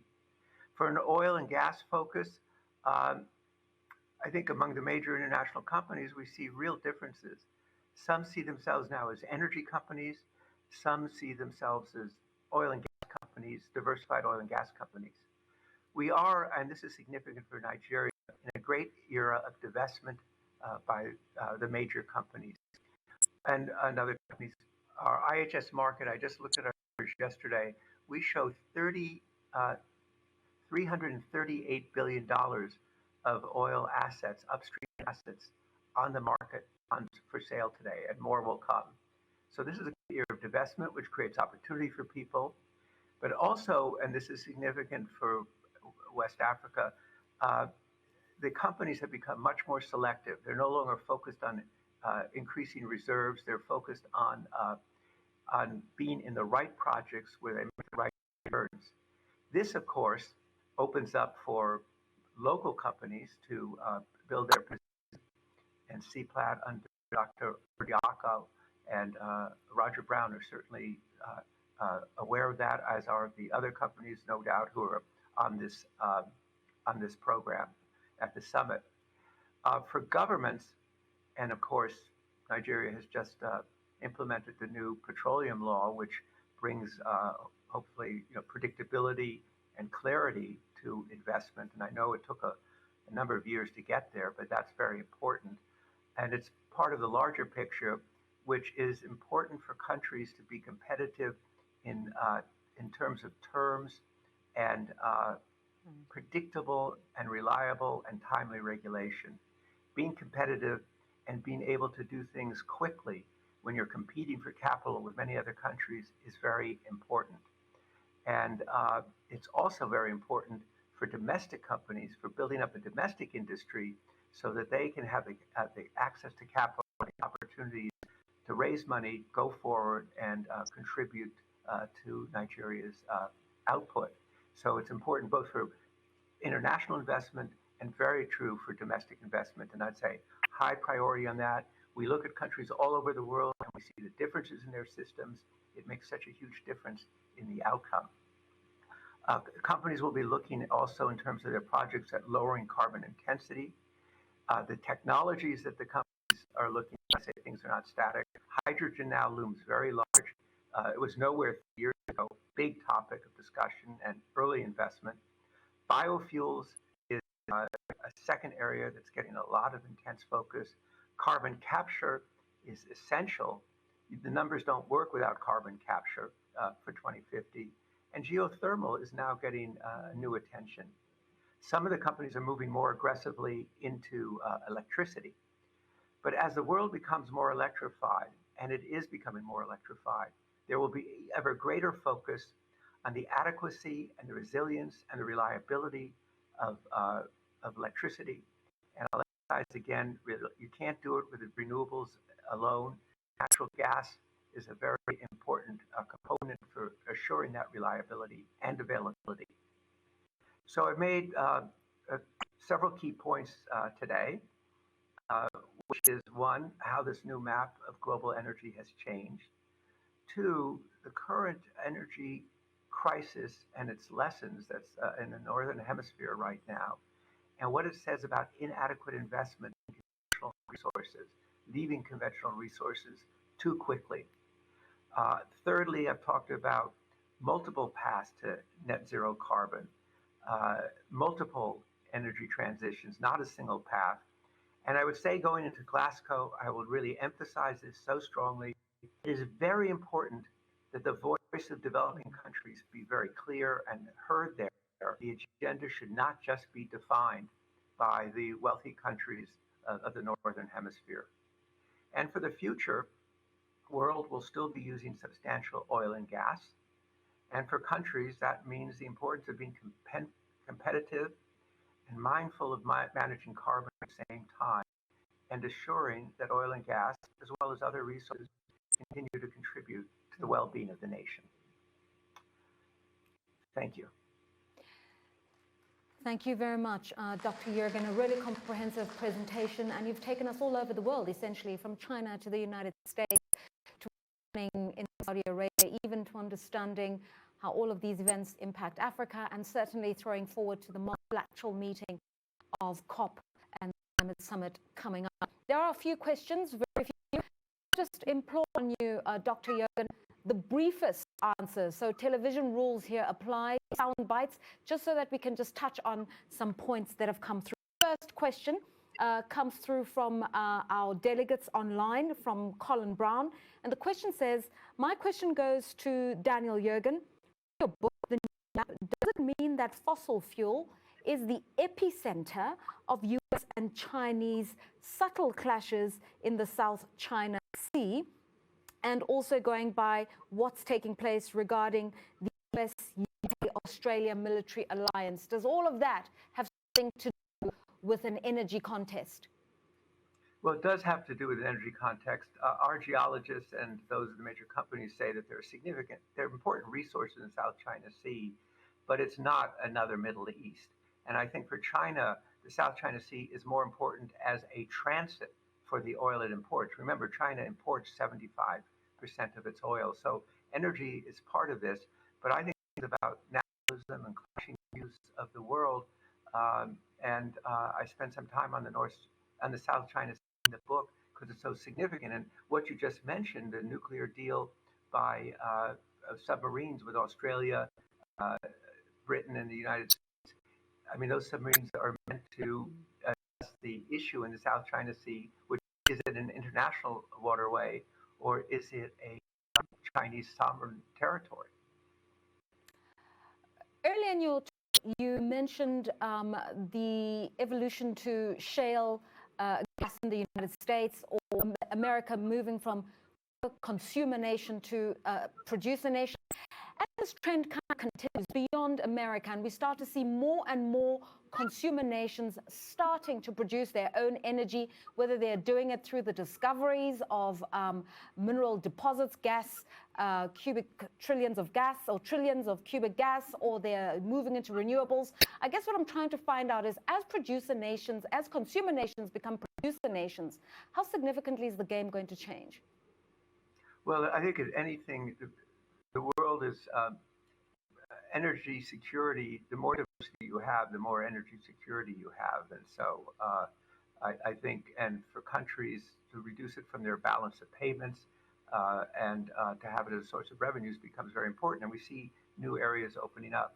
However, if the finance isn't there to support it, then we see a rebalancing back to the Middle East as a source of supplies. So this question of the flows of capital are very important to that. But diversification is absolute, contribution is good for countries and it's good for the world. Are we paying lip service to this idea of a new economy? And I'm going to point you to the carbon market, which essentially is only valued at about $400-500 million. I mean, if it's becoming so slow to create a market through bonds and financial instruments to support a new, greener, cleaner economy, if the incentives aren't right, what needs to happen to start moving the world's consciousness and the consciousness of the investment community to align much more? Well, I think you're going to see that's going to be a really big theme at Glasgow. And although it's relatively small, but I think the growth of green bonds and sustainability index bonds is very striking. And the fact that the interest rates are lower is also significant. So I think that's part of a sort of demonizing investment in conventional resources, actually. And I think there's going to be, a continued big push. We're going to hear a lot about that at Glasgow to try and make those markets grow faster, which again will raise questions about the availability of capital for what countries need to do. So, I mean, it's a good contribution because it brings on more renewables, it brings on more sustainability. So that's positive. But if it becomes discriminating against energy, the major sources of energy, that's also a risk. Let's focus a little bit on China and what we're seeing in the here and now. You mentioned the semiconductor shortages brought about by the COVID shutdowns in Vietnam. We're also hearing about power outages in China. The picture that's being painted is of something of a mini economic meltdown in the world's second largest economy. If indeed it's a very serious situation in China, what bearing is it going to have on the energy economy and particularly on African exporters of raw materials to China in this fledgling economy? Well, the consequence is that, I remember talking to actually a president of one of the Latin American countries, and he said, there's this tension with the U.S. and China. He said, U.S. is really important to us, but China's our biggest market. And President Xi, in his speeches, has emphasized his message to the world is we're your growth market. So any slowdown in China, expected or as a shock, is not good for it. Then reverberates on the countries that supply raw materials to China because that affects economic growth and demand in it. And right now, their manufacturing economy is somewhat in disarray because of shortages of coal and shutting down economic activities. So that's why, I think some call it an energy crunch. I call it an energy crisis right now. And, there's just no place to go to get other coal. And even though China has half the world's renewables, wind and solar, still almost 60% of its total energy comes from coal. So, and its demand for natural gas, LNG, has shot way up. So, and part of it, this was a response to the economic rebound coming out of COVID. And therefore, the economy started really going and demand for energy went up and simply we've hit the ceiling. When we look at the internal politics, and I don't want us to focus on them, but in China right now, what you're seeing them do with big tech and the clampdowns, the change of administration with the election of Joe Biden in the United States, at times, quite provocative rhetoric coming out of Russia, even events in Saudi Arabia. How do we make sense of all these things and understand them in the context of the oil market of the near future and that oil market having a bearing on an African continent in the middle of its own development trajectory? Well, Lorato, that's a very thoughtful question. It's also a complex question. There are different elements of it. Part of the shift that's going on is a tightening in China, a reassertion of the primacy of the party, and the tech billionaires in China have been sort of cut down in size, and it's the party that runs the country, and at the same time, there's this kind of polarization where it's almost two systems in terms of technology between the United States and China. And the rhetoric, as you say, on both sides has gotten higher. And you have the development of what's called the Quad, Japan, India, Australia, and the United States. Well, China's not part of it. And so, and there's what happened in Hong Kong. So it is a sort of polarization that's going on, and managing this is going to be the number one challenge in statecraft. And it comes back to Africa in terms of its markets for its raw material. It also comes back to finance, China's Belt and Road investments, the umbrella that they have for their investments certainly extends into Africa. And now the United States has created apparatus to try and compete with China on providing finance for developing countries. But the United States puts more limits on it, saying, well, we're not sure we want to do anything involving natural gas. Not sure we want to do that. And the Chinese are more open to doing that. And I think that issue, I know, is on the table today in parts of Africa. Who's going to provide the finance? And the fact that these European banks are walking away is a big problem. And I know, by the way, that the vice president of Nigeria, I did a dialogue with him a few months ago, has called attention specifically to the behavior of the European banks. And a final question to you. I mean, you were talking about that lunch that you were having with Elon Musk, the thing that kind of gave him his eureka moment I to wasn't think there. about Tesla. So my question is this. Europe and America are looking at the future, or in fact, the brave new world of electric cars. It's already upon them. Solar-powered vehicles, it's already upon them. In Africa, you know, we are just thinking about electricity for the home, electricity for children to study when they're doing their homework at night. So it's a real dilemma in that, you know, we marvel at technological advancements, but our needs in emerging markets are quite basic.